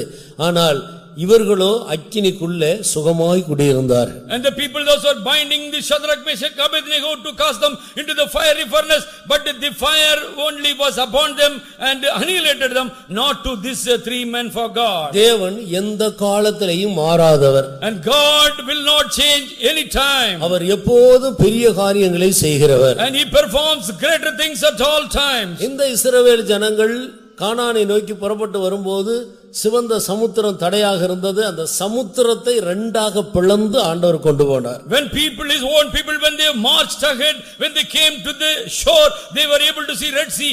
God was dividing the Red Sea for them to march on. 40 வருடங்கள் பரலோகத்திலிருந்து சாப்பாடு கொடுத்தார். But God was offering them meat after meat, hailing from heaven unto them. 40 வருடங்கள் தொடர்ந்து நடந்தார்கள். அவருடைய கால் வீங்கவே இல்லை. And 40 years they were walking upon the wilderness, but their feet was not getting swollen up. அவர்கள் போட்டிருந்த பாதரட்சை 40 வருடம் நடந்தாலும் தேயவில்லை. The sandals or the shoe they were wearing, it was not getting wear and tear for 40 long years. அவருடைய வஸ்திரங்கள் பழசா போகவே இல்லை. And the garments was not getting withered away for 40 years. நம்முடைய கன்வென்ஷன் கிரவுண்ட்ல காலையில போயிட்டு இப்படி 2 முறை அந்த கிரவுண்டை சுத்தி திரும்பி வரும்போது துணி எல்லாம் சிவப்பாயிடுது. But in convention ground, if we walk from morning to evening and come back, all our garment is getting filthy. 40 வருடங்கள் நடந்தார்கள். But they walked our people for 40 years. அவருடைய வஸ்திரங்கள் பழசாய் போகவில்லை. Their garments are not getting withered away. தேவன் பெரிய காரியங்களை செய்தார். And God was doing greater things for them. புரண்டு இருகரையும் புரண்டு வந்த யோர்தானை பின்னிட்டு திரும்ப போக பண்ணினார். And God made it to heap back the Jordan that was flooding like the great river. பாருங்க தேவன் செய்கிற காரியங்களை பாருங்க. See what manner of wonderful deeds of God. இவ்வளவு பெரிய காரியங்கள் செய்தாலும் இதெல்லாம் தேவனுடைய பார்வையில் அற்பமான காரியமாக காணப்படுகிறது. Although these deeds of God are wonderful to us, but for God to perform this is very very insignificant. இதை பார்க்கிலும் பெரிய காரியங்கள் ஏராளம் உண்டு. And so much more great things God can still do to us. நம்முடைய தேவன் பெரிய காரியங்களை செய்கிற தேவன். For our Lord will do great things. இவைகள் எல்லாவற்றையும் விட ஒரு பெரிய காரியத்துகளில் ஒன்று என்னவென்றால் ஒரு மனிதன் ரட்சிக்கப்படுவது பெரிய காரியம். More than all the peripheral things what we enumerated, but the salvation offered to man is greater above everything. ஒரு பாவி நீதிமானாக மாறுவது அது தேவனால் வருகிற பெரிய காரியங்களில் ஒன்று. And the great reward of recompense is the salvation offered to a sinner. He is becoming a saint now. எமயமலை இருக்கிற இடத்துல நீங்க கன்னியாகுமரியில் இருக்கிற கடலை கொண்டு போய் அங்க வைத்து விட்டு எமயமலையை இந்த கன்னியாகுமரி கடல்ல கொண்டாந்து வைக்கிறது ஆண்டவருக்கு லேசான காரியம். It is a very very easy task for God to bring the Everest peak unto Cape Comorin and bring that ocean to that place. ஆண்டவர் கூட சொல்ல இல்ல, மோசே தான் ஆண்டவருடைய வார்த்தையின்படி கோலை நீட்டினார். அவ்வளவு பெரிய சமுத்திரம் கீழ்ப்படிந்து இரண்டாய் பிளந்தது. And God was not urging him, but nevertheless Moses stretched forth his rod upon the Red Sea God divided into 2. ஆனால் மனிதர்களாகிய நாம் அவருக்கு கீழ்ப்படுகிறதில்லை. But we the people of God, we are not in obedience to him. கர்த்தருக்கு ஸ்தோத்திரம். Praise be to the name of the Lord. தேவன் பெரிய காரியங்களை செய்கிறார். For God is to do great things. ஒரு மனிதன் ரட்சிக்கப்படுவது தேவன் செய்கிற பெரிய காரியங்களில் ஒன்று. The greatest deed of God is to salvage a sinner and makes him a saint. ஆனபடியால் தான் வேதம் சொல்லுகிறது, இவ்வளவு பெரிதான ரட்சிப்பை குறித்து நீங்கள் கவலையற்றவர்களாக இருந்தால். Wherefore the Bible says, if you are not having any cares connected with the great salvation. ரட்சிப்பு அவ்வளவு பெரியது. So great is the salvation. இந்த உலகத்தில் கிடைக்காது.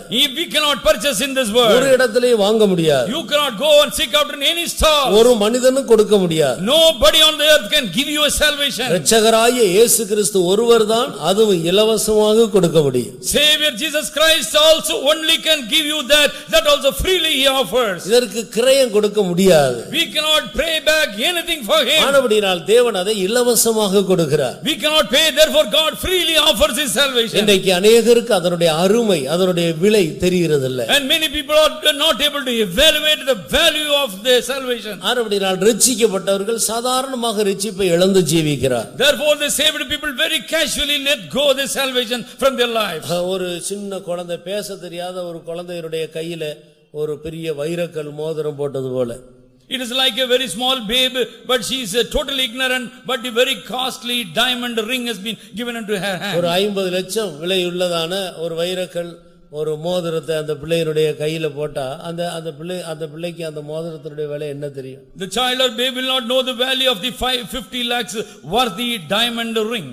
யாராயிலும் ஒரு சின்ன சாக்லேட் மிட்டாய் ஒரு 25 பைசாக்கு வாங்கிட்டு வந்து கொடுத்துட்டு இந்த மோதிரத்தை கழட்டிட்டு போய்டும். And for 25 paisa chocolate has been offered to the child, you can very easily take that ring from her. அந்த பிள்ளைக்கு அதனுடைய விலை தெரியறது இல்ல. The child will not know the value of that. அதுபோல ரட்சிக்கப்பட்ட எத்தனையோ பேருக்கு அதனுடைய விலை தெரியாதபடியினால் ரட்சிப்பை இழந்து விடுகிறார். Therefore sadly the saved people do not know the value of salvation, therefore freely they are forgetting about their salvation. ரட்சிப்பை இழந்தால் ஒரு பெரிய தண்டனை உண்டுதான் வேதம் சொல்லுகிறது. The Bible says we are giving up the salvation, there is going to be a great judgment. கர்த்தர் பெரிய காரியங்களை நம்முடைய சொந்த வாழ்க்கையிலேயும் குடும்பத்திலேயும் தொழிலிலேயும் செய்ய ஆயத்தமாக இருக்கிறார். And God is already ready to do a greater thing in our life, in our families, in our business. அப்ப தேவன் பெரிய காரியங்களை என்னுடைய வாழ்க்கையில என் குடும்பத்திலே பிள்ளைகளுக்குள்ள என் தொழிலிலே செய்ய வேண்டும் என்று விரும்புகிறவர்கள் கரங்களை உயர்த்தி ஆண்டவரை மகிமைப்படுத்துங்க.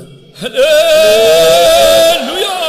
தேவன் பெரிய காரியத்தை செய்ய வேண்டுமானால் நாம் நம்முடைய பகுதியில 3 சின்ன காரியம் செய்ய வேண்டும். If God has to do this greater thing in our life, in our side, to us word, we have to do small 3 things. யார் எந்த மனிதன் இந்த 3 சின்ன காரியம் செய்கிறார்களோ அவர்களுக்குள்ள தேவன் பெரிய காரியங்களை செய்ய ஆயத்தமாக இருக்கிறார். And who is able to perform these small petty things 3, and God is able to do a greater things in his life. நாம் செய்ய வேண்டிய 3 சின்ன காரியங்கள் என்ன?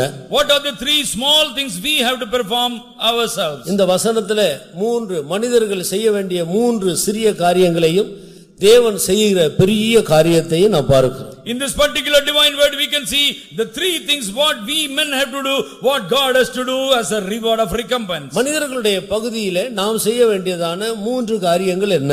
And we the men, what is the 3 small things we have to do?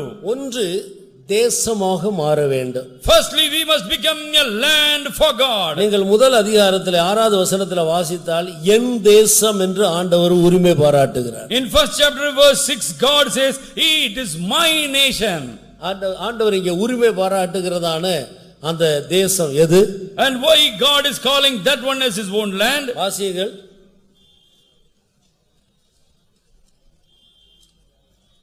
எண்ணி முடியாத ஒரு பலத்த ஜாதி என் தேசத்தின் மேல் வருகிறது. எண்ணி முடியாத ஒரு பலத்த ஜாதி என் தேசத்தின் மேல் வருகிறது. And a nation greater is going to come upon my land, God says. ஆண்டவர் சொல்லுகிறார் என் தேசம் என்று. And God says it is my land.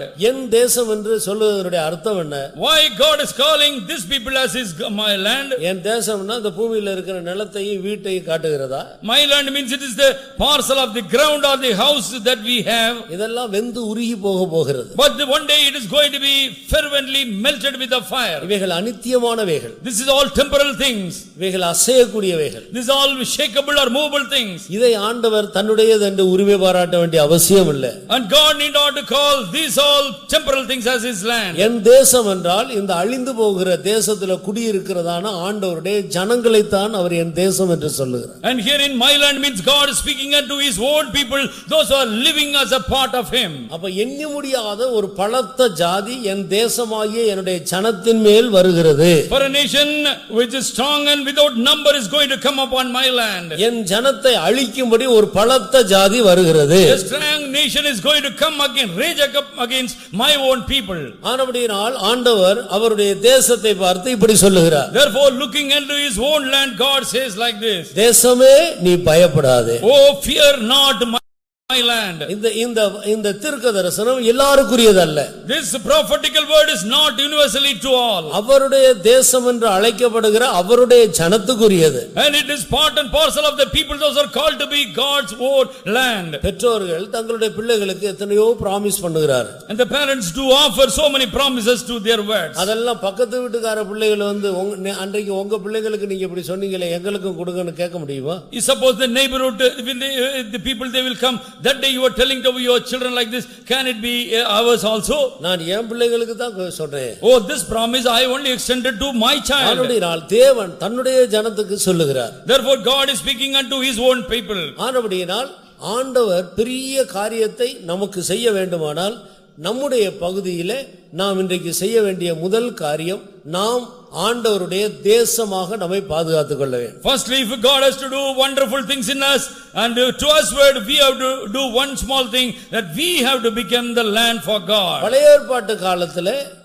இஸ்ரவேல் எழுத்தின்படி மாமிசத்தின் கையினால் விருத்த சேதனம் பண்ணப்பட்ட அந்த இஸ்ரவேலர் தான் ஆண்டவருடைய தேசம். And God's own land literally or physically was the people those who are circumcised physically by themselves. பைபிள்ல சொல்லப்பட்டிருக்கிற எல்லா வாக்குத்தத்தங்களும் அவர்களுக்கு தான் சொந்தம். All the promises enumerated in the Bible is belonging to only Israelites. ஒரு பெலிஸ்தியன் அதை உரிமை பாராட்ட முடியாது. Philistine neighborhood he can never stake claim upon that. ஒரு அசீரியன் அதை உரிமை பாராட்ட முடியாது. Assyrians can never look into the promise of the Lord. ஒரு அம்மோன் ஒரு மோவாபியன் அதை உரிமை பாராட்ட முடியாது. Ammonites and Moabites can never look into the promise of the Lord. ஒரு அமலேக்கியன் அதை உரிமை பாராட்ட முடியாது. Amalekites can never stake claim upon the promise of the Lord. ஒரு யூதன் தான் அதை உரிமை பாராட்டலாம். Every Jew has got the liberty to stake claim of the Lord. கர்த்தர் உன்னுடைய வாழ்க்கையிலே பெரிய காரியத்தை செய்ய வேண்டுமானால் நீ ஒரு யூதனாக மாற வேண்டும். If God has to do greater things in your life, you must become a Jew for God.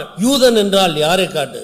And who a Jew denotes? எழுத்தின்படி அந்த இஸ்ரவேலரை காட்டினாலும் இன்றைக்கு மெய்யான யூதர்கள் என்று சொல்லுகிறவர்கள் இயேசு கிறிஸ்துவின் இரத்தத்தால் பாவங்கள் போக கழுவப்பட்டவர்கள். And Jewish people mean the people those who are inhabiting Israel of the past, but spiritually we the people those who have been washed by the blood of God called to be the real Jews. தேவனுடைய ஆவியினால் அபிஷேகம் பண்ணப்பட்டவர்கள். Every spirit filled people of the Lord by his Holy Spirit. இவர்கள்தான் உள்ளத்திலே யூதராக மாறினவர்கள். And they become Jew within their hearts. இவர்கள் கையினால் மாம்சத்திலே விருத்த சேதனம் பண்ணப்படவில்லை. And they were not circumcised physically with their hands. இவர்கள் இருதயத்திலே விருத்த சேதனம் பண்ணப்பட்டவர்கள். But they have done something, that circumcision within their hearts. ஆனபடியால் இன்றைக்கு ஒரு மனிதனுடைய வாழ்க்கையிலே தேவன் பெரிய காரியங்களை செய்ய வேண்டுமானால் முதலாவது அவன் தேவனுடைய தேசமாக மாற வேண்டும். Firstly, if God has to do a greater thing in the life of a man, firstly he must become the land for God. தேவனுடைய பிள்ளையாக தன்னை காத்துக்கொள்ள வேண்டும். In other words,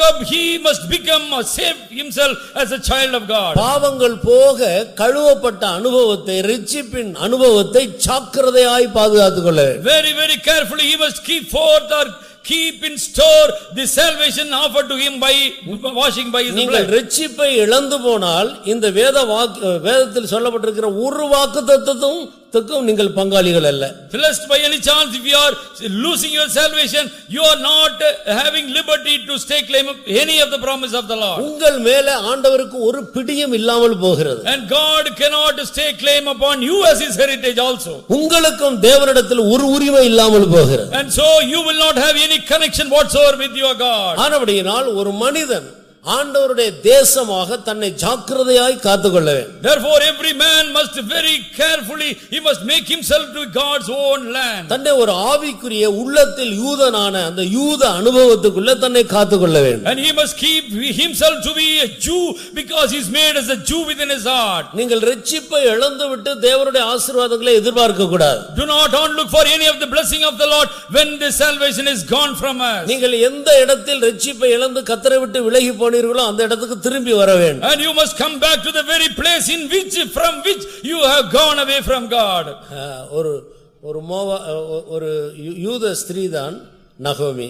And Naomi was a Jewish woman. அவள் எருசலேமை விட்டு போய்விட்டாள். And she has gone away from Jerusalem. Moab ஜனத்தோடு போய் அவள் தன்னுடைய பிள்ளைகளுக்கு பெண் எடுத்து தொடர்பு கொண்டாள். And she went and made connections or negotiation with the Moabite woman and it was wedlocked all her sons. Moab தேசத்துல இருக்கிற வரைக்கும் அவள் அடிக்கு மேல அடி அவள் நிந்தைக்கு மேல நிந்தை தான் அனுபவித்துக் கொண்டிருந்தாள். But she was able to get scourges upon scourges and blow after blow when she was dwelling in Moabite's land. அவள் புருஷனை இழந்தாள். She lost her husband. இரண்டு பிள்ளைகளையும் இழந்தாள். The two sons are also gone. கடைசியாக வெறுமையாக தனித்தவளாக வர வேண்டியதாக இருந்தது. Now she had to walk back to Bethlehem empty handed and freely by herself. தன் ஜனத்தை ஆண்டவர் சந்தித்தார் என்று கேள்விப்பட்டாள். But she was given to understand God has met his own people. அவள் திரும்பி வருகிறாள். Now she is walking back. எல்லாரும் அவளை பார்த்து ஆச்சரியப்படுகிறார். And all people are looking at the posture and they were awesome. இவள் நம்மளை விட்டு போன நகோமி போல தெரிகிறதே.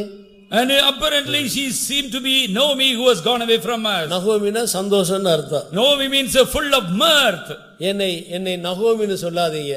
And she says, don't call me Naomi anymore. சர்வ வல்லவர் எனக்கு கசப்பை கட்டளையிட்டார். But God the Almighty has commanded bitterness in my life. சரியா சொன்னா சர்வ வல்லவருடைய கசப்புக்கு நான் உரியவளாக நான் மாறிவிட்டேன்னு சொல்லணும். And she must say that I have become a bitter pill in the sight of the Lord by myself. ஏன் ஆண்டவர் கசப்பை கட்டளையிட்டார்? Why God has commanded the bitterness to creep in? நீ எருசலேமை விட்டு போகாமல் அங்கே இருந்திருந்தால் இந்த கசப்பு உனக்கு வந்திருக்குமா? Will the bitterness could have crept in your life if you have stayed back in Bethlehem, not going away from Jerusalem? சபை கூடி வருதலை விட்டு விடாதிருங்கள். And do not let go the congregation of the Lord. அப்போஸ்தலருடைய உபதேசத்திலும் அந்யோன்யத்திலும் அப்பம் புக்குதலிலும் ஜெபம் பண்ணுவதிலும் உறுதியாய் தரித்திருங்கள். And be steadfast and abide in the breaking of the bread, in the communion of the saints, and in prayers and fellowship. சிலர் ஞாயிற்றுக்கிழமை மட்டும் வந்து நோவா பேழையில் அந்த காக்கா வந்துட்டு போறது போல ஞாயிற்றுக்கிழமை மட்டும் வந்து போகிறவர்களை போல இருக்கிறீர்கள். And some people are just visiting us as the raven that was flying back to Noah's ark. They used to visit us only on Sabbath day and walk back. வருஷத்துல ஒரு தடவை எம்ப்ளாய்மென்ட் ஆபீஸ் கார்டு ரினியூவல் பண்ணிக்கிறது போல. It is like we renew our registration at the employment office. வாரத்துல ஒரு முறை வந்து எட்டி பார்த்துட்டு செத்தா அடக்கம் பண்ண மறந்துடாதீங்க, அதுக்காக நான் வந்துட்டு போறேன்றது போல. And just to renew our membership, because if I die, please bury me in your cemetery, for that they will come. இப்படி இருந்தால் ஒரு தேசமாக காணப்பட முடியாது. And if you are having this posture, you can never become God's own land. நீ அப்போஸ்தலருடைய உபதேசத்திலே உறுதியா இருக்க வேண்டும். And you must steadfastly be in the doctrine of the apostles. அவர்களோடு அந்யோன்யமாக இருக்க வேண்டும். And you must have a knitted fellowship with them. நீங்கள் எங்கு போகிறீர்கள், எங்கு வருகிறீர்கள், என்ன செய்கிறீர்கள், உங்களுடைய ஆவிக்குரிய நிலவரங்கள் என்ன என்பதை அப்பப்போது ஆசாரியரிடத்தில் காட்டிக்கொண்டு ஜீவிக்க வேண்டும். And you must always expressly speak to them, where are you going, what are you doing, what is your future work. இதுதான் அந்யோன்ய ஐக்கியம். This is called the knitted fellowship of the saints. சிலர் என்னிடத்தில் வந்து நான் அந்த ஊருக்கு போறேன்னு சொல்லுவாங்க. Some people will say, Pastor, I am leaving this place. நான் சில நேரம் கேட்கிறது போகிறது அவசியமானு கேட்பேன். And I will ask, is it necessary for you to go? அவசியம் போகிறதா இருந்தா போ சொல்லிடுவேன். If it is needful, you can always go. இல்லாவிட்டால் தேவையானு கேட்பேன். Is it needful for you to go? அங்க போனா கூட்டங்களுக்கு எல்லாம் போக முடியுமா, அவருடைய ஆவிக்குரிய ஐக்கியத்துக்கு பாதிப்பு உண்டாகுமோன்றதுக்காக தான் அப்படி கேட்கிறது. And my questioning to them is not to keep them away, but to ask them whether you will have to refrain from fellowship. சிலர் இப்படி அடிக்கடி கேட்கறாங்களேன்னு சொல்லிட்டு சொல்லாமலே போயிடும். But some people, because I am asking this question, so people will not tell me and go. திடீர்னு phone பண்ணி வீட்டில் இருக்கிறாங்களா கொண்டு போன் பண்ணி ஏதாவது அவசரத்துக்கு போன் பண்ணா நான் ஹைதராபாத்தில் இருக்கிறேன். And suppose if I am ringing them for anything, they will say, I am in Hyderabad, Pastor. நான் நாகர்கோயில்ல இருக்கிறேன். I am in Nagarkoil. நான் கன்னியாகுமரியில இருக்கேன். I am in Cape Comorin. நான் ஆந்திராவில் இருக்கேன். I am in Andhra Pradesh. நான் அகமதாபாத்ல I am இருக்கேன். in Ahmedabad. நான் சிங்கப்பூருக்கு வந்திருக்கிறேன். Oh, I have come to Singapore now. இதுதான் அந்யோன்ய ஐக்கியமா? Is it called a fellowship? நீ அப்போஸ்தலருடைய உபதேசத்திலும் அந்யோன்யத்திலும் அப்பம் புக்குதலிலும் ஜெபம் பண்ணுவதிலும் உறுதியாய் தரித்திருக்க வேண்டும். இதுதான் தேசம். And you are called to be God's own land, because you are steadfastly abiding in the doctrine of the apostles, in breaking of the bread, in prayers, and in having a fellowship with them forever. ஒரு நாள் ஒரு wife தன்னுடைய husband தொடப்பக்கட்டை எடுத்துட்டு அடிக்க போனாங்க. One wife in one place, she had a broomstick to beat her husband. ஏன் இப்படி நடந்தது? Why it had happened? Pastor, நான் சொல்றேன், இது நியாயமா இருந்துச்சுன்னா நீங்க விட்டுடுங்க, இல்லாவிட்டா இதே தொடப்பக்கட்டை எடுத்து என்ன அடிக்க பாஸ்டர், நான் வாங்கிக்கிறேன். And now the wife says, Pastor, whatever I am saying, my argument, if it is right, just you acknowledge me, otherwise you beat me with the same broomstick. இவர் வேலைக்கு போறாரு. He is going for the job. அவருடைய சம்பளத்துல பாதி கூட வீட்ல கொடுக்கிறது இல்ல. But even half of the salary is not giving to me at home. பாதியை கொண்டு போய் எங்கேயோ கொடுக்கிறார் pastor. But half of the salary is sharing with someone else. இது உண்மையா இல்லையான்னு கேளுங்க pastor. Is it true or not? Please inquire. இவரை அடிக்கலாமா அடிக்க கூடாதா நீங்க சொல்லுங்க. Now you tell me whether I have to give him blows. கர்த்தருக்கு ஸ்தோத்திரம். Praise be to the name of God. உலக நடைமுறையின்படி தன்னுடைய மனைவிக்கு தெரியாமல் ஒரு காரியத்தை செய்தாலே மனைவியே ஏற்றுக்கொள்றது இல்லையே, சபை எப்படி ஏற்றுக்கொள்ளும்? And according to the decorum of the world itself, if correctly if he is not it is having integrity with the wife, the world will not accept. How a congregation? ஆண்டவர் ஒரு கேள்வி கேட்டார் எரேமியாவின் தீர்க்கதரிசியின் மூலமா இஸ்ரவேல் ஜனத்தை பார்த்து. And looking at the people of Israel, God put forth a question through the voice of Jeremiah. ஒரு மனைவி தன் புருஷனை விட்டு விலகி அந்நிய புருஷனுக்கு மனைவியானால் திரும்பி வந்தா அவன் சேர்த்து கொள்ளுவானா அந்த தேசம் தீட்டுப்படுவே. And God was questioning him, if a wife goes in a lewd way and getting connection with another person, if she is coming back to the old husband, that will not the land be defiled? ஒரு முறை திருப்பத்தூர்ல ஒரு மனிதன் தெருவில் நடந்து போனார். One wife was walking in Tirupattur once.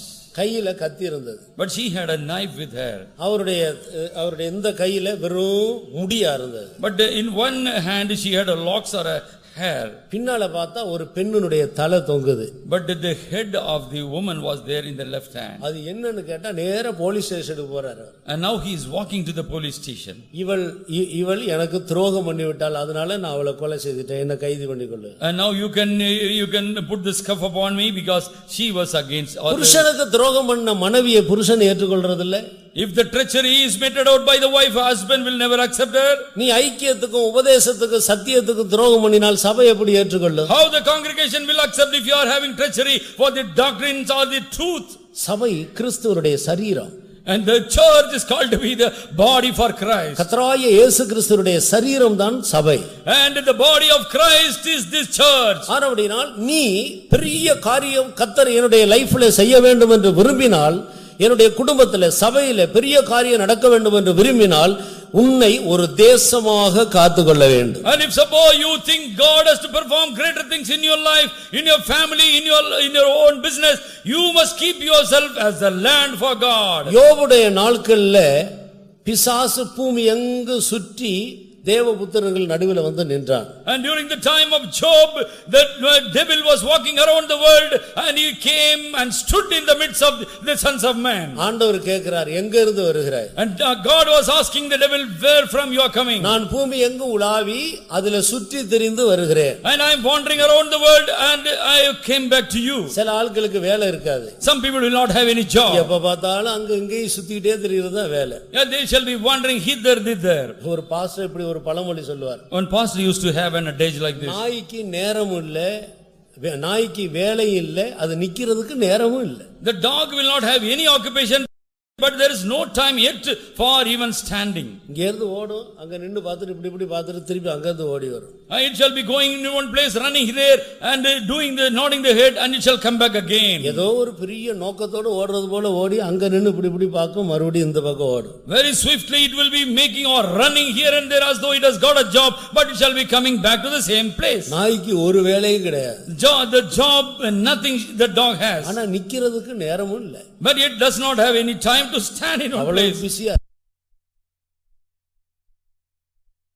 of the Lord. அருமையான தேவனுடைய ஜனமே, Wherefore, dear children of God, இதே போலதான் இன்றைக்கு எத்தனையோ தேவனுடைய ஜனங்கள் தங்களுடைய நேரத்தை வீணாக்கி கொண்டிருக்கிறார். likewise many children of God, they are whiling away their time sadly like this. வேலை இல்ல, ஆனா கூட்டங்களுக்கு வர்றதுக்கு அவங்களுக்கு சமயமும் இல்ல. And they do not have any job, but no time to visit to the congregation. பேருக்கு ஹவுஸ் ஒய்ஃப் தான், ஆனா வீட்டிலையும் ஒரு வேலை இல்ல. ஹஸ்பண்ட் பிள்ளைகள் வேலைக்கு போன பிறகு சும்மா இருக்கிறாங்க, எங்கேயாவது போய் சுத்திட்டு இல்லாண்டா படுத்து தூங்கிட்டு தங்களுடைய நேரத்தை வீணாக்குகிறார்கள்.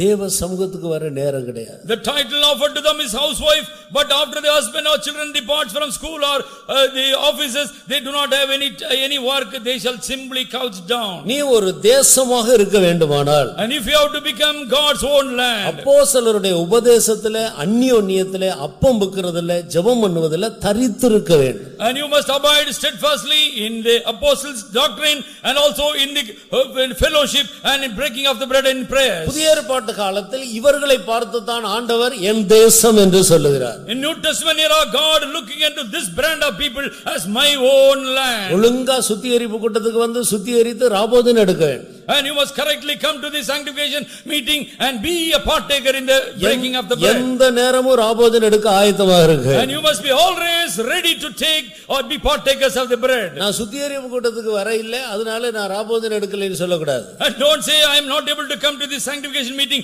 therefore I am not worthy to take the breaking bread. ராபோதன் எடுக்க அவசியமான ஒரு தகுதி நல்ல மனசாட்சி. And to be having worthiness to be the partakers of the Holy Communion is a good conscience. நீங்க காய்கறி வாங்குறதுக்கு மார்க்கெட்டுக்கு போனாலும் நல்ல மனசாட்சி இருக்கும். And if you go to the market for purchasing vegetables, you must have a good conscience. நீங்க கொடுக்கிறது வாங்குறது நேர்மையா இருக்கு.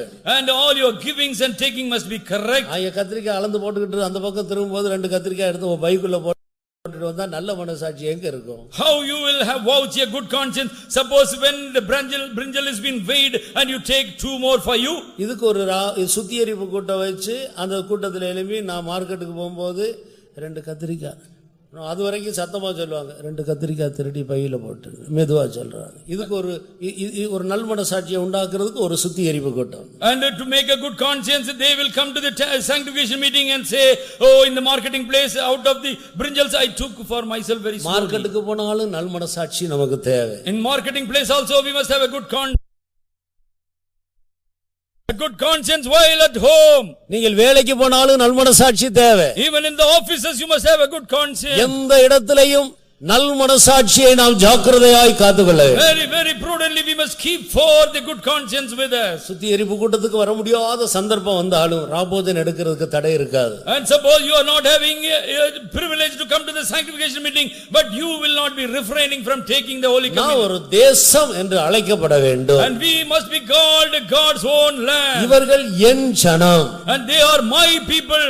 யோபு காலத்திலே இந்த பிசாசு பூமி எங்கு சுற்றி வந்து ஆண்டவரிடத்தில் வந்தது. And the devil was walking every place around the world and comes to God's presence. எங்க இருந்து வருகிறாய்? Where are you coming from? சுற்றி திரிந்து வருகிறேன். And I am wandering every place. ஆண்டவர் கேட்கிறார், என் தாசன் ஒருவன் இருக்கிறான், அவன் மேல கவனம் வைத்தாயா? Are you socketed your eyes upon my servant called Job? உலகத்தில் இருக்கிற அத்தனை பேரை பற்றி ஆண்டவருக்கு விஷயம் இல்லை, அவருடைய தாசன் யோபின் மேல தான் அவர் கவனம் வைத்தார். And God was not considering about all the inhabitants of the world. God had all carefulness connected with the Job, God's own person. எல்லா காலத்திலேயும் தேவன் என் தேசம், என் ஜனம், என் தாசன் என்று ஒரு கூட்ட ஜனங்களை உரிமை பாராட்டி கொண்டே இருக்கிறார். Therefore every time God is calling one group of people as my own people, my own land, my own servant. இந்த கடைசி நாட்களில் என் தேசம் என்று ஆண்டவர் அவருடைய சபையை அழைக்கிறார். And in the last time God is calling his people as my own land. என் ஜனம், என் தாசன் என்று ஆண்டவர் தன்னுடைய ஜனத்தை அழைக்கிறார். Looking at his people, God is calling my own nation, my servant. அருமையானவர்களே, நாம் ஆண்டவருடைய தேசமாக நம்மை காத்துக்கொள்ள வேண்டும். Oh beloved people, we must keep ourselves to be God's very own land. அப்போதுதான் கர்த்தர் பெரிய காரியங்களை செய்வார். Then God can do greater things in our midst. எத்தனையோ பேர் வராங்க, திடீர்னு இப்ப ராபோதனை வச்சா இதுல பாதி கூட்டம் வெளியே போயிடும். என்ன தேசம்? நீ ஆண்டவருடைய தேசமா?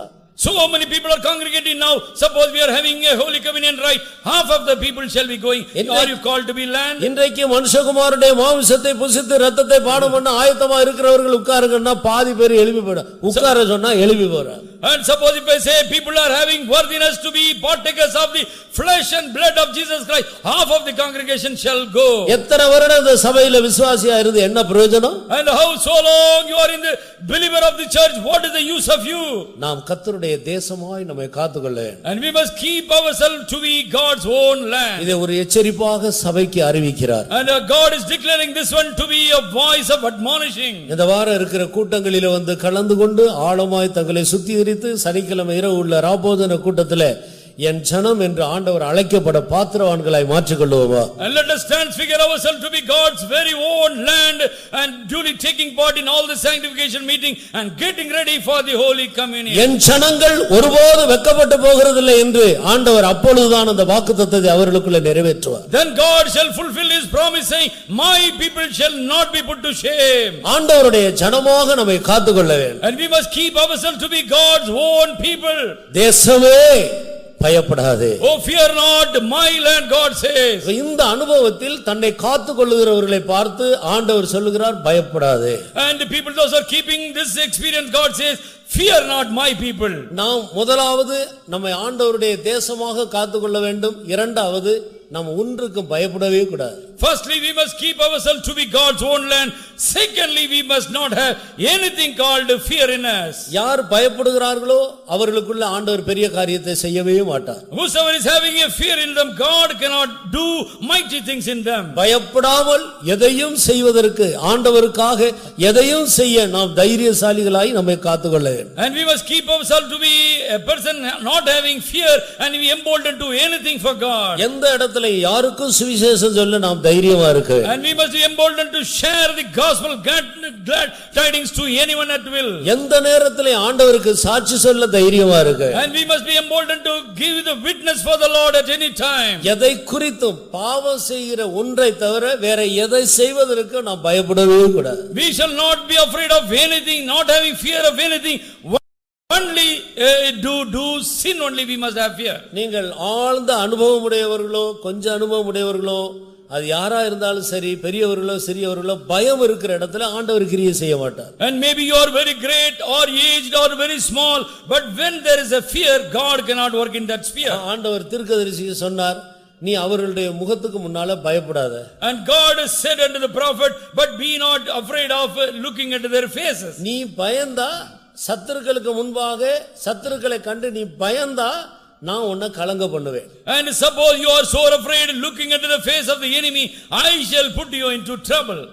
உன்னுடைய பயம் இருக்கிறதுனால நான் உனக்கு ஜெயம் கொடுக்க முடியறது இல்ல. Because you harboring fear, therefore I cannot confer victory upon you. எசேக்கியேல் தீர்க்கதரிசிக்கு எரேமியா தீர்க்கதரிசிக்கு ஆண்டவர் இப்படி சொல்லுகிறார். And this is the voice of the Lord coming to Jeremiah as well as Ezekiel. ஜனங்களுக்கு சொல்லு பயப்பட வேண்டாம்னு சொல்லு. And say to the people, fear not. நீயும் பயப்படாத. And you also be not afraid. சத்துருக்களை கண்டு பயப்படாதீர். Not looking into the enemy and be பாவத்தை afraid. கண்டு பயப்படாத. But don't look into the sin and be afraid of. பாவத்துக்கு விரோதமா எதிர்த்து நில்.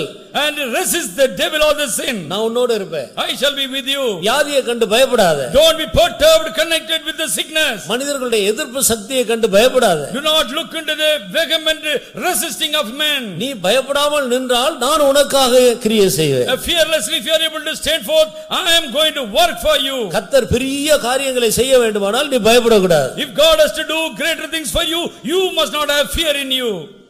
தாவீது யுத்தத்துக்கு போனான். And David went to the battlefront. பெரிய பெரிய ஆட்கள் எல்லாம் பயந்து கொண்டு பின்னால போறாங்க. The great and mighty people were so afraid they were walking back.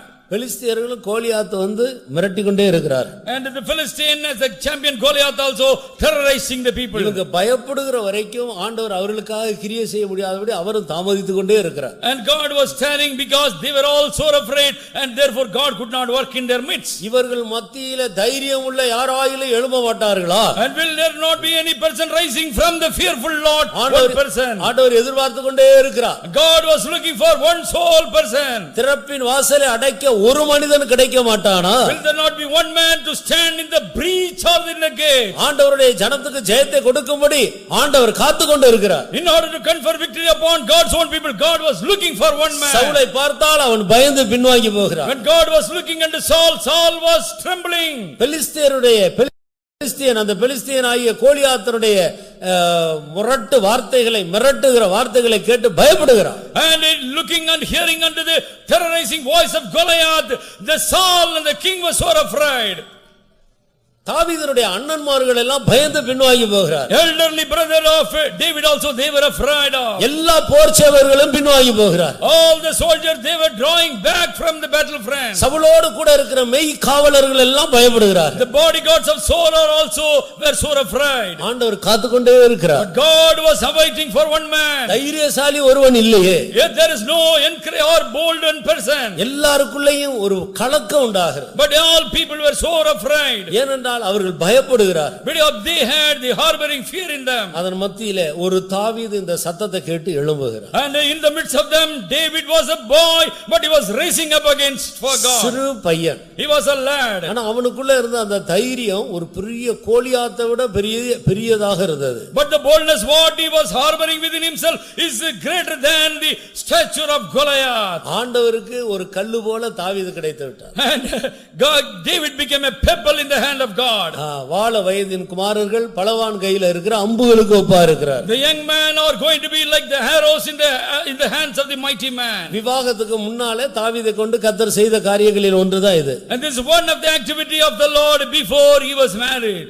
கர்த்தருக்கு ஸ்தோத்திரம். Praise be to the name of the Lord. உடனே அந்த தாவீதை கர்த்தர் கரத்தில் எடுத்துக்கொண்டார். Immediately God took hold of the hand of David. அந்த ஒரு மனுஷன் மூலமாய் அன்றைக்கு இஸ்ரவேலருக்கு பெரிய ரட்சிப்பை கொடுத்தார். And great salvation came into the whole of Israel through this whole man. சிங்க கவிக்குள்ள போக தானியேல் பயந்து இருந்தா அன்னைக்கு சிங்கங்களின் வாய் கட்டப்படாது. And that day the mouths of the lion cannot be bound by God if Daniel was afraid of the lion's den. அக்கினியில போக Shadrach Meshach Abednego பயந்து இருந்தால் கர்த்தர் அக்கினியின் உக்கிரகத்தை அவிக்க மாட்டார். And God cannot quench the fire of the furnace if Shadrach, Meshach, Abednego are perturbed looking into the fire. நீங்கள் வியாதி வரும்போது பயந்து மருத்துவர்களை தேடி போனால் கர்த்தர் உங்களுக்கு பெரிய காரியத்தை செய்ய முடியாது. God cannot do great and mighty things in your life if you are so afraid of your sickness and go swiftly to the doctor. தேசமே பயப்படாதே. Oh my Lord, fear not, God says. ஆண்டவர் தன்னுடைய ஜனத்தை பார்த்து சொல்லுகிறார், ஒன்றுக்கு நீ பயப்படாதே. And looking at his own people, God says, fear not for anything.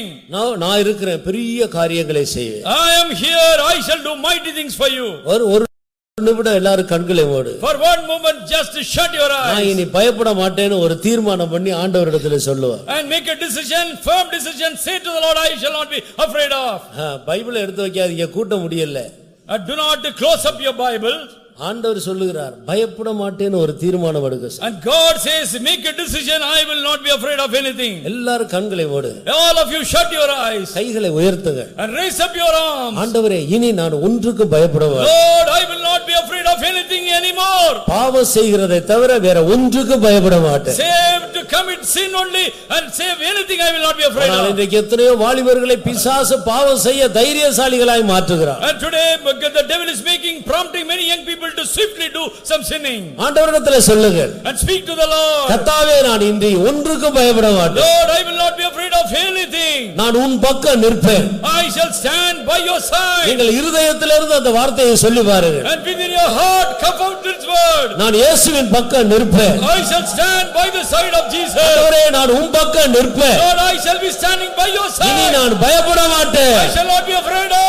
நீர் எனக்கு பெரிய காரியங்களை செய்ய வேண்டும். You have to do greater things for me.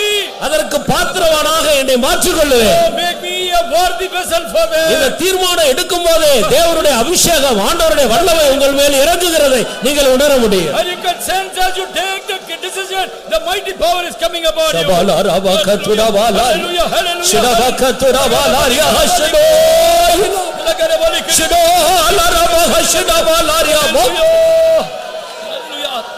இயேசுவே, நான் உம்முடன் வாழ்விலும் தாழ்விலும் இருளிலும் ஒளியிலும் ஏகுவேன். பூவிலும் மாத்திரம் வானில் வேறு இல்லையே, இனிமேல் நீரே துணை என்றைக்கோ என்றைக்கோ என்றைக்கோ இயேசுவோடு நிற்பேன் என்றும் என்றைக்கோ. போசுவேன் ஜெபத்தினால், பாடுவேன் சந்தோஷத்தில், போற்றுவேன் கஷ்டத்தில் என்றைக்கோ. என்றைக்கோ என்றைக்கோ எல்லாரும் பாருங்க, எல்லாரும் கை தட்டி என்றைக்கோ செய்வேன் ஜெபத்தினால் பாடுவேன் சந்தோஷத்தில் போற்றுவேன் என் கஷ்டத்தில் என்றைக்கோ என்றைக்கோ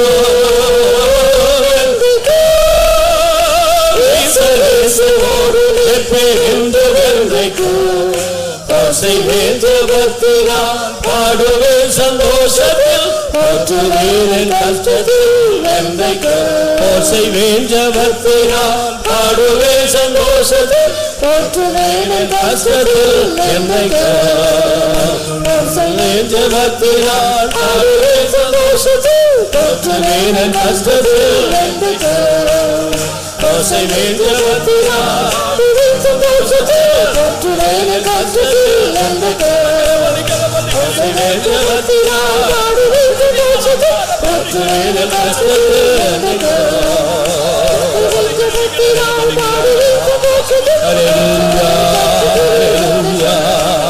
Hallelujah, hallelujah, hallelujah, hallelujah, hallelujah, hallelujah, hallelujah, hallelujah, hallelujah. அடுத்ததாக நாம் செய்ய வேண்டிய இன்னும் ஒரு காரியத்தை சொல்லி முடிக்க விரும்புகிறேன். I want to conclude by saying the last third deed. முதலாவது நம்மை ஒரு தேசமாய் காத்துக்கொள்ள வேண்டும். Firstly, we must keep ourselves to be God's land. சபையோடு கர்த்தருடையோடு ஊழியர்களோடு நம்முடைய ஐக்கியத்தை ஜாக்கிரதையாய் காத்துக்கொள்ள வேண்டும். Very very carefully we must knit ourselves with God, with the word of God, with servants of the Lord in the church. அந்நியோன்ய ஐக்கியம் மிக மிக அத்தியாவசியம். The fellowship with the saints are very very important. முப்பிரி நூல் சீக்கிரம் அறாது. The three cord cord is not quickly broken. சகோதரர்கள் ஒருமித்து வாசம் பண்ணுவது எத்தனை நன்மையும் இன்பமுமாக இருக்கிறது. How much goodly and pleasant for brethren to dwell together in unity. கர்த்தர் அங்கே ஆசீர்வாதத்தை வருஷிக்க பண்ணுது. And God shall enrich his blessings to be showered upon. இரண்டாவதாக நாம் எதற்கும் பயப்படவே கூடாது. Secondly, we must dispel fear in everything. மூன்றாவதாக மகிழ்ந்து களிகூரு. Thirdly, we must be glad and rejoice. இதை எப்போது தேவனுடைய பிள்ளைகள் செய்ய வேண்டும். This we got to do at all times, we the people. மகிழ்ந்து களிகூரு. We must be glad and be rejoicing. இந்த இடத்துல தான் நாம் தோல்வி அடைந்து விடுகிறோம். And we are meeting defeats only in this count. நானும் இப்பொழுது துக்கப்படுகிறேன். And I am also so afraid of this. கடந்த நாட்களிலே சந்தோஷப்பட்டு கலிகூற வேண்டிய சில சந்தர்ப்பங்களிலே கலிகூறாமல் போனதுனாலே சில தோல்விகளை சந்திக்க வேண்டியதாக போயிற்று. In the time stipulated for me to be glad and rejoice, but that time I have to meet defeat because I was not glad. கைகளை போருக்கு விரல்களை யுத்தத்துக்கும் படிப்பிக்கிற கண்மலையாகிய கர்த்தர் படிப்பித்துக் கொண்டு வருகிறார். And God is making my fingers, my hands for war. Now he is making me to learn these oracles of God. நாம் மகிழ்ந்து கலிகூற வேண்டும். We must be glad and rejoice. அப்பொழுதுதான் கர்த்தர் பெரிய காரியங்களை செய்வார். And then only God shall do greater things. ஒரு வியாதி வந்து விட்டது என்று வைத்துக் கொள்ளுங்கள். Consider there is a sickness on me. எப்படியோ யாரோ உங்க சொந்தக்காரங்க ஒரு டாக்டரா இருந்து வந்து அதை டெஸ்ட் பண்றாங்க. And one of our relative was a doctor and he is testing or diagnosing me. அது கேன்சர்னு சொல்லல, கேன்சர் போல இருக்குதுன்னு சொல்றாங்க. Suppose they do not diagnose it to be cancer, but something like cancer they say. உடனே பயம் வந்துடுது. And immediately we are put to fear. அந்த பயமே நமக்கு அது கேன்சர் வியாதியா மாற்றி விடுகிறது. This fear it is going to make us to have the cancer always. ஏனா நம்ம எப்ப பயப்படுகிறோமோ அப்போ தோல்வியை நாடி போகிறோம். Because when we are afraid of, we are now going towards defeat. என்ன செய்ய வேண்டும்? What must we do? Oh cancer வியாதியா? Oh, is it cancer? உடனே போய் நல்ல ஆவியில நிரம்பி சந்தோஷப்படு. And immediately we must be glad and rejoice in God's presence. என்ன பாஸ்டர் வியாதி கேன்சர் வியாதின்றாங்க, இப்ப எப்படி சந்தோஷப்படுறது? Oh pastor, now they are diagnosing me to have cancer. How can I be glad? நாம் தரிசித்து நடவாமல் விசுவாசித்து நடக்கிறவர்கள். And we are the people not looking or walking by sight but by faith. மருத்துவர் சொன்ன அதை நீ தரிசிக்காத. But do not look by sight what the doctors has prompted unto you. இந்த cancer வியாதியை இயேசு சிலுவையில சுமந்து தீர்த்து விட்டார். அவருடைய தழும்புகளால் நான் குணமாக்கப்பட்டிருக்கிறேன். இது என்ன ஒண்ணும் செய்யாது. நல்ல ஆவியில நிரம்பி சந்தோஷம். And you must say, this cancer is the devil which God has taken upon his cross and he has healed me by his stripes. Therefore you must be glad and rejoice. நீங்க செய்து பாருங்க, அந்த வியாதி உன்னை விட்டு போகிறதா இல்லையான்னு பிறகு கேளுங்க. Now habituate this Be gladdened and rejoice in God, and you'll see that sickness fleeing away from you. எனக்கு ஏறக்குறைய 25 வருடமா என்னுடைய குமட்டல உள் பகுதியில ஒரு கட்டி இருக்கு. And for 25 years I had a swelling within my mouth. எத்தனையோ சந்தர்ப்பத்துல பிசாசு அதுல வலியை கொண்டு வந்துட்டு திடீர்னு இது கேன்சர் ஆக போகுது, இது இவ்வளவு பெருசா ஆயிடும், நீ எப்பவும் வாயை மூடாம இப்படியே திறந்துகிட்டு இருக்கணும், அப்படி இப்படின்னு பயமுறுத்தி இருக்கிறோம். Many times for 25 years the devilkin was prompting and saying, you have to keep your mouth ajar open, you cannot close, you cannot do anything. கர்த்தருடைய கிருபையினால அந்த நேரத்துல எல்லாம் நான் அதுல கையை வைத்து நான் கர்த்தருடைய நாமத்தினால அதை அதட்டி, இம்மட்டும் நில், இதற்கு மிஞ்சி வராதே, உன் பெருமை இதோடு அடங்க கடவுதுன்னு சொல்லிக்கொண்டே வருகிறேன். But by the mercies and grace of God, I used to put my fingers there. I used to say, be thus far, do not show forth your pride and be abated, I used to say. கர்த்தராகிய இயேசு கல்வாரியில உன்னை நாசம் பண்ணி விட்டார். And my Lord Jesus Christ crushed your head upon the Calvary's cross. உன் தலையை நசுக்கி விட்டார். And he crushed your head upon the cross. நீ என்னை மேற்கொள்ள முடியாது. You can never prevail upon me, I used to say. இப்படியே சொல்லி சொல்லி 25 வருஷமா அப்படியே தட்டி வச்சிரு. And 25 years, yeah, I have tapped upon his head this devil. அதனால ஒரு ஊழியமும் பாதிக்கப்படவில்லை. And because of this, that no ministry was hindered. என் பலவீனத்தில் என் பலன் பூரணமாய் விளங்கு. And in all my infirmities, God's strength was proving gone with his strength. என்னை குறித்து மேன்மை பாராட்ட வேண்டுமானால் என்னுடைய பலவீனங்களை குறித்தே அல்லாமல் மேன்மை பாராட்ட ஒன்று இல்லை. And if I have to boast upon, I have only infirmities to be proud of. ஏன் பலவீனத்தை குறித்து மேன்மை பாராட்டுகிறோம்? And why we rejoice over our infirmities? இந்த கட்டியை குறித்து ஏன் மேன்மை பாராட்டுகிறோம்? Why concerning this swelling? அது இருக்கிறதுனால ஆண்டவருடைய வல்லமையை அனுபவிக்க முடிகிறது. And because the swelling is there, therefore I can taste and enjoy the power of God. கர்த்தருடைய வல்லமையை விளங்க செய்ய முடிகிறது. And I can express the power of the Lord in that body. ஆனபடியால் தேவனுடைய பிள்ளைகள் மகிழ்ந்து களிகூர வேண்டும். Therefore people of the Lord must be gladdened and rejoice. நாம் தரிசித்து நடவாமல் விசுவாசித்து நடக்கிறவர்கள். Because we walk not by sight, by faith. அப்ப என் வியாதியை இயேசு சிலுவையில் சுமந்து தீர்த்து விட்டார், இது ஒரு விசுவாசம். And there is a faith that my sickness Jesus carried upon his cross. அப்ப இப்படி ஒரு விசுவாசம் இருந்தா நாம் ஏன் பயப்பட வேண்டும்? Suppose if we have such type of faith, why should we be afraid of? Pastor டானை அவருடைய கிளாஸ்மேட் இன்ஜினியரா படிக்கும்போது அவருடைய கிளாஸ்மேட்டா இருந்தவர் 40 வருடத்துக்கு பிறகு மறுபடியும் சந்தித்து நீ டானான்னு சொல்லி கேட்டு ஒரு கூட்டத்தில் ரெண்டு பேரும் ஒருவர் மீட் பண்ணி அறிமுகமாகிக்கொண்டார். Pastor Don was there in US and one of his colleague who studied with him, after 40 years he met him and he asked him, you are the same Don Spires?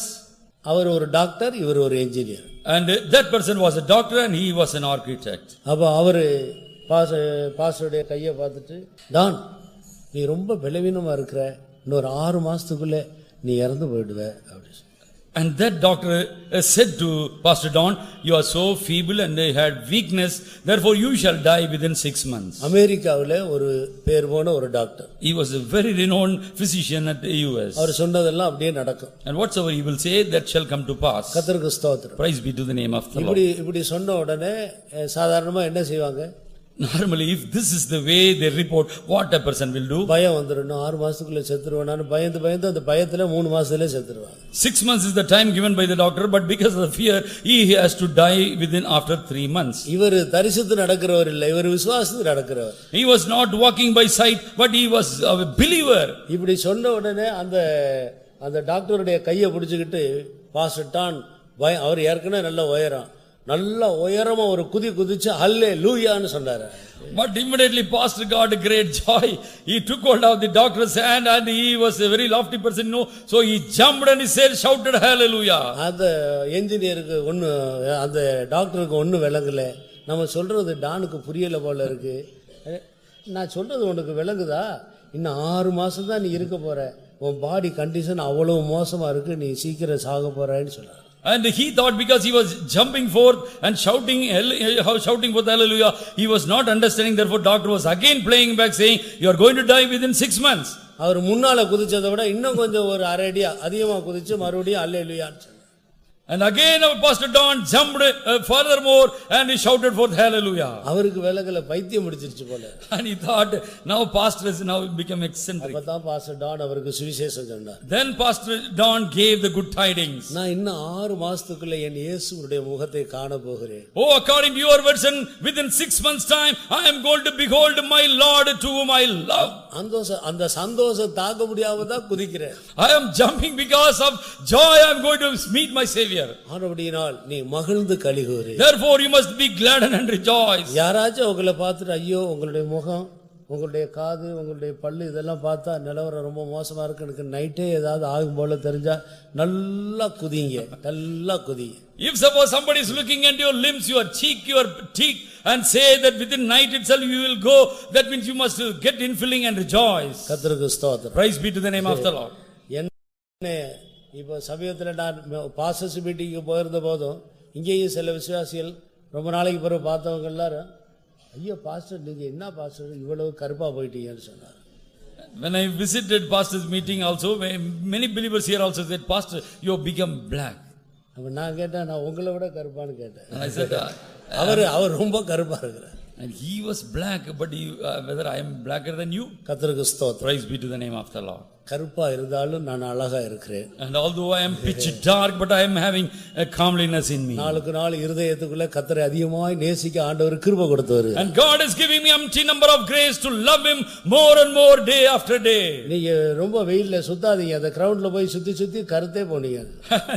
You are walking so much of walking in the ground and you become dark. வெயில் என் மேல் பட்டது, நான் கருத்து போனேன். And then the sun was scorching upon me and I became black. எல்லாரும் வீட்டுக்குள்ள உட்கார்ந்து இருந்தா காரியம் எப்படி நடக்கும்? If all are seated at home, how the activities take place? ஆனபடியினால் நம்முடைய இருதயத்தார் கர்த்தர் மனுஷர் முகத்தை பார்க்கிறார்கள், தேவன் இருதயத்தை பார்க்கிறார். Man is looking into the countenance, but God sees something within. ஆனபடியினால் கருப்பா இருந்தான்னா, சிவப்பா இருந்தான்னா, மஞ்சள் கலரா இருந்தான்னா, அது ப்ளூவா இருந்தான்னா, எப்படி இருந்தா நமக்கென்ன? ஆண்டவரோட நம்ம ஐக்கியமா இருக்கணும், அதுதான் நம்முடைய அழகு. And our measurement, our standard is we must walk with the Lord. Summarily, that is all. Black or pigmentary colors is no matter. என் நாமத்து நிமித்தம் உங்களை நிந்தித்து பலவித தீமையான மொழிகளை பொய்யா அவங்க மேல சொல்லும் போது நீங்கள் சந்தோஷப்படுங்க. And you must also rejoice and be glad, and because of my name you are being falsely accused of. இந்த மாதிரி நேரங்களில எப்படி சந்தோஷப்பட முடியும்? How to be glad and be rejoicing in this time? அபாண்டமா ஒரு பொய்யான காரியத்தை சுமத்துகிறார். Falsely they are putting a blame upon us. சாதாரண மனுஷன் சந்தோஷப்பட முடியுமா? An ordinary person, can he be glad? ஆனால் தேவனுடைய பிள்ளைகள் விசுவாசித்து ஜீவிக்கிறவங்க தான் சந்தோஷப்பட முடியும். But people of God who are walking by faith, they can rejoice. ஒரு பொய்யா ஒரு குற்றச்சாட்டு சொல்லும்போது, falsely if you are accused of, பேங்க்ல யாரோ ஒருத்தருடைய பணத்துல நீங்க ஒரு 10 லட்சம் ரூபாய் திருடிட்டீங்களாமேன்னு இவர்கிட்ட பார்த்து கேட்டா, if a person is asking that you have grabbed the 10 lakhs rupees from the account of another person, உடனே சண்டைக்கு போறது இல்ல, and he will not go for fighting. நல்ல பாஸ்டர் டான் குதிச்சது போல ஒரு குதிச்சு நிக்கணும். And you must jump and shout forth like Pastor Don. அதுதான் பிசாசுடைய முகத்துல கரி பூசுனது போல. That's how you can blacken the face of the devil. ஏன் குதிக்கிறீங்க? How you why do you jump? இன்றைக்கு என் கணக்குல பரலோகத்துல பலன் அதிகமாய் சேருது. Today there is a account, there is been a deposit made in my treasure there. கர்த்தருக்கு ஸ்தோத்திரம். Praise be to the name of God. தேவனுடைய பிள்ளைகளுடைய ஒரு நல்ல ஆண்டவர் கொடுத்திருக்கிற ஆயுதம் மகிழ்ந்து களிகூறுறது. The great little weapon God gave us, the people of God, is to be glad and rejoicing. அப்ப இது மூணு நம்ம செய்யணும். And we got to do all these three things. நம்ம ஒரு தேசமாய் காத்துக்கொள்ள வேண்டும். Firstly, we must keep ourselves to be God's land. ஒண்ணுக்கு பயப்படக்கூடாது. And we shall not be afraid of anything. எந்த சந்தர்ப்பத்திலும் மகிழ்ந்து களிகூற. In all circumstances we must be glad and be rejoicing. திடீர்னு உங்களுக்கு ப்ரமோஷன் வர்றதுக்கு பதிலா உங்களை மறுபடியும் கீழே இறக்கி ஒரு போஸ்ட்ல போட்டாங்கன்னு வைத்துக்கொள்ளுங்க. Suppose in order to give you a promotion, but you have been given a demotion or you been downgraded. அங்க போய் அவங்கள பிடிக்கிறது, இவங்கள பிடிக்கிறது, பெரிய அதிகாரியை பிடிக்கிறது, அங்க போறது, இங்க ஏதாவது பணமாவது தர பாருங்க, பெரிய அவமானமா இருக்கு, அப்படி இப்படின்றது இது நமக்கு அவசியமே இல்லை. நாம் கர்த்தரை நம்பி இருக்கிறவர்கள். And we are believing upon the Lord for everything. Therefore we need not to go for the helps here, there, and even to give money or bribe. வீட்டுல போய் நல்ல ஒரு பாட்டை எடுத்து வைத்து நல்லா பாடி எல்லாரும் சேர்ந்து ஆவில நிரம்புவோம். And that time we must come to a home put a mat and with drum beating sing a song. அடுத்த நாள் டபுள் ப்ரமோஷன் ஆண்டவர் கொடுப்பார். And next day God shall give you double promotions. இது இந்த ரகசியம் எத்தனையோ கிறிஸ்தவர்களுக்கு தெரியறது இல்ல. This secrecy is unknown to even Christians. சின்ன காரியம்னா சோர்ந்து போகிறார். And they are getting wearied for small petty things. ஆண்டவருக்காக எவ்வளவு உண்மையா இருந்த எனக்கு போய் இப்படி ஆகி போச்சேன்னு சொல்லிட்டு கூட்டத்துக்கு வர்றத கூட நிறுத்திடுறார். And they have stopped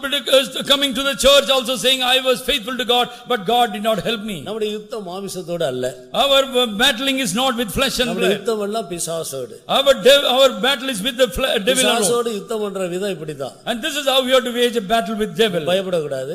Don't be afraid of. நாம இன்னும் ரொம்ப ஐக்கியமா ஆண்டவரோடு கர்த்தருடைய ஊழியர்களோடு சபையோடு ஐக்கியமா இருக்கோம். And with the Lord, with the servants of the Lord, with the fellowship we must have knitted like. மகிழ்ந்து களிகூர. And thirdly we must be glad and rejoicing. இதெல்லாம் பலமான ஆயுதங்கள். And this is the lethal weapons we are going to have. இது மூணையும் கெடுக்கிறதுக்கு தான் பிசாசு ஏதாயிலும் தொந்தரவு கொடுப்பான். And devil will come only to spoil all the three weapons what we have. அந்த சந்தர்ப்பங்களில் நம்ம இந்த மூணுல இன்னும் அதிகமாக ஸ்திரப்பட வேண்டும். But during the junctures we must be emboldened to go more, crossing all boundaries. கர்த்தர் பெரிய காரியங்களை செய்வார். And God shall perform greater things. நம்ம என்ன சொல்லுகிறோம்? And what do we say? ஆண்டவர் பெரிய காரியம் செய்யட்டும், அப்ப நான் மகிழ்ந்து களிகூறுவேன். And let Lord do this greater thing for me, then I will rejoice. அது நரிக்குறவன் கூட தான் மகிழ்ந்து களிகூறுவான். அதுக்கு நீ என்னதுக்கு தேவையில்லை.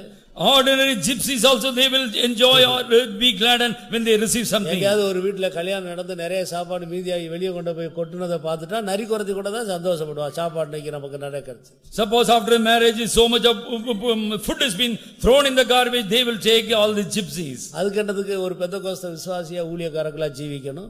And why should you become a Pentecostal believer or a worker? பசியா இருக்கும்போது கர்த்தர் எனக்கு பிரியாணியை கட்டளையிட்டாருன்னு சந்தோஷப்படுங்க. அதுதான் பெந்தகோஸ்த வாழ்க்கை. When you are suffering a hunger, that time you say God has commanded a biryani for me and rejoice in the Lord. சாப்பிடுறதுக்கு ஒண்ணு இல்லாதபோது கர்த்தர் நிறைய தந்திருக்கிறாருன்னு களிகூறு. And when you do not have anything to eat, say God has given me in abundance and pray drums. கடனா இருக்கா?